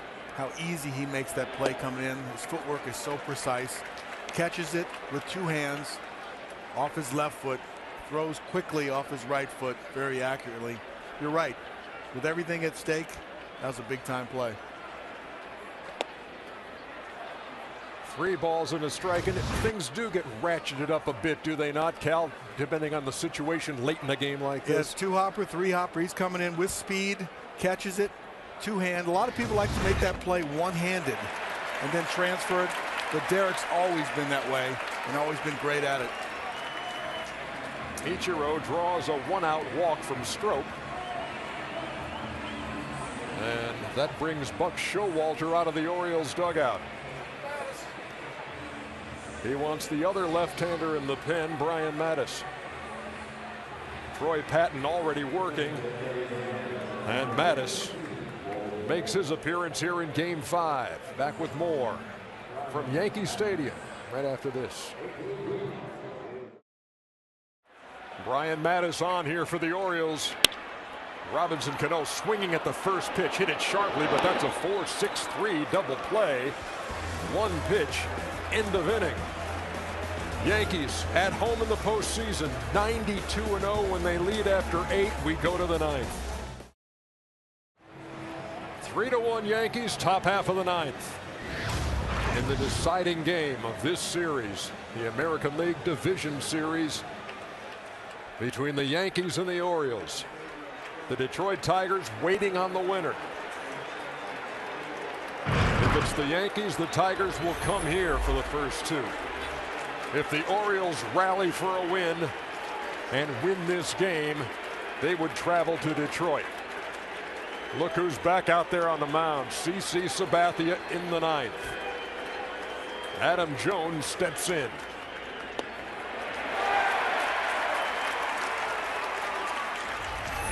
Jones is 0 for 3 with a couple of strikeouts. 2 for 22 in the series, 2 for 25 in the postseason.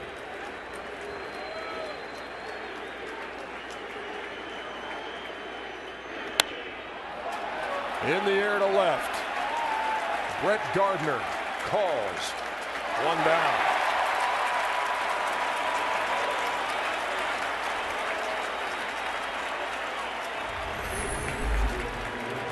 The note that we gave you as we went to break after the 8th. 92-0 at home in the postseason when they take a lead to the 9th.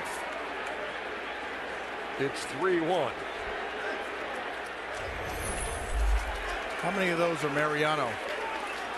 90. It seems. Here's Chris Davis. He's 0 for 3 against Sabathia tonight.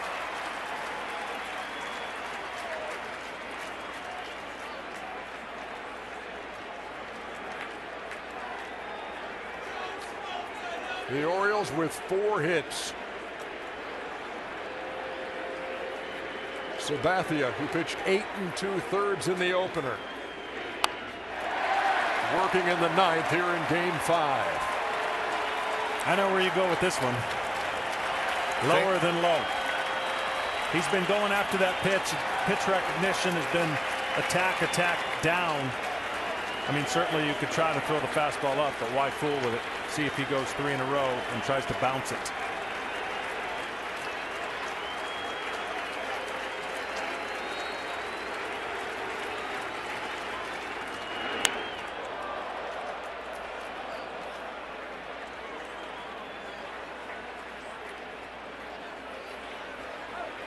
Pretty certain this is going to go back to the breaking ball.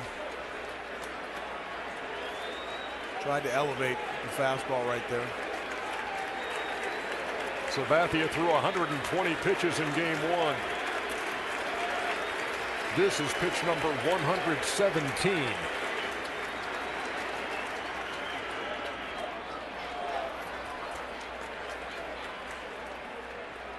The only reason I didn't like it there rather than 3 in a row is then you do change the eyes of a fastball up, and that pitch looks really low coming out of his hand, whereas the first 2 were out of his hand low. The third one probably would have been the same effect, but nonetheless, he still got him 1 and 2.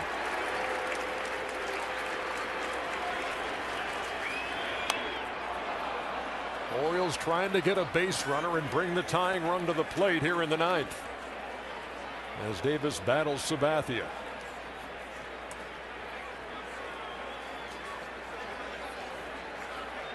Baltimore left them loaded in the 8th.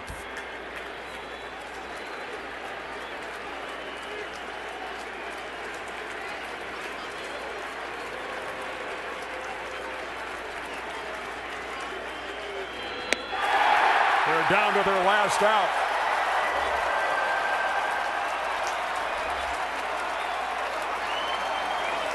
Nine strikeouts for CC Sabathia.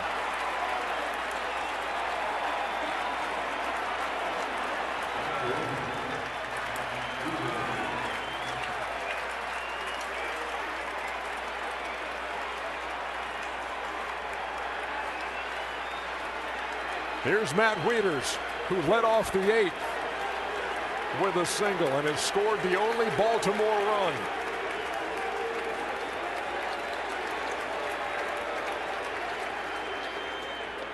Oh and 1.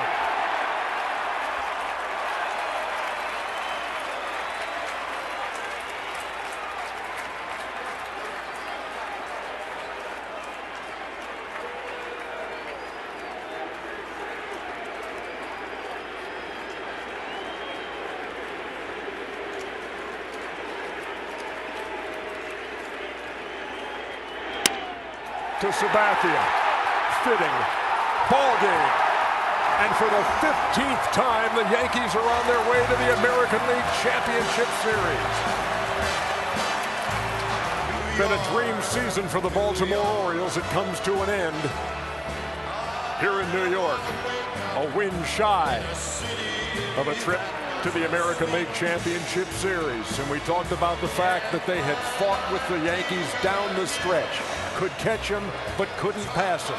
And here in Game 5, again, the Yankees hold them off. Yeah, you hate these teachable moments, but that's exactly what they are. You'll learn from it. You'll be great. This kid's gotten a ton of experience. He'll get a chance to experience this, I'm sure, on the field. You take it in. It's not fun, but what a great series. It was fought tooth and nail to the end. And the man that was called and paid to do what he needs to do did it better than anybody in the stadium tonight. Yeah, looking at Manny Machado watch the celebration, I would recommend that he do watch the celebration. At the end of '82, we came up just a little short in the first year, and watching that, you know, you do learn from that, and you want it even more the next year. So take it all in. The celebration continues for the New York Yankees. That guy never played, Alex Rodriguez, who struggled through the first 4 games and benched for Game 5. But the Yankees prevail 3-1 and move on to take on the Detroit Tigers. who will make their way to New York for Game 1 on Saturday here on TBS. Craig Sager is down there with CC. Sags? Well, CC Sabathia bookends a great series, winning Game 1 and also winning the clinching game here in Game 5. But how determined were you tonight to go the distance, put the team on your back? I felt good. I felt good early in the game. I got some swings early, kept the pitch count down, was able to go deep into the game, and ended up getting a chance to finish. So it just feels good. Joe Girardi had a lot of difficult decisions to make tonight, beginning with the decision not to start A-Rod, but also he decided to leave you out there to finish the game. How convinced were you that he was going to give you that opportunity, and how bad did you want to finish? You know what, honestly, I never thought about it. I was just, going out trying to make a pitch. In the 8th inning, I got a little erratic, so I was just trying to make, take my time, make one pitch at a time, and get this win. Your opponent tonight was Baltimore's Hamill. However, how much are you thinking about Detroit's Verlander and what he did yesterday to put his team on his back and go the distance? Of course, you want to be that guy. It's playoff time. It's time to go, and I felt good today and was able to get the win. Hopefully I can keep it going. Obviously, you've been in the postseason before, 2 other teams, Cleveland and Milwaukee, but it seems like since you've been in the Yankee uniform, you've been a different pitcher. How have you improved? What have you learned? It gives me confidence. Being able to come here in front of these great fans in the Bronx, playing with guys like Derek Jeter, Robbie Cano, it takes a lot of pressure off. So being able to come here relaxes you, and this is what we play for. When you're on the mound, these fans have confidence, so do your teammates. Congratulations. Thank you.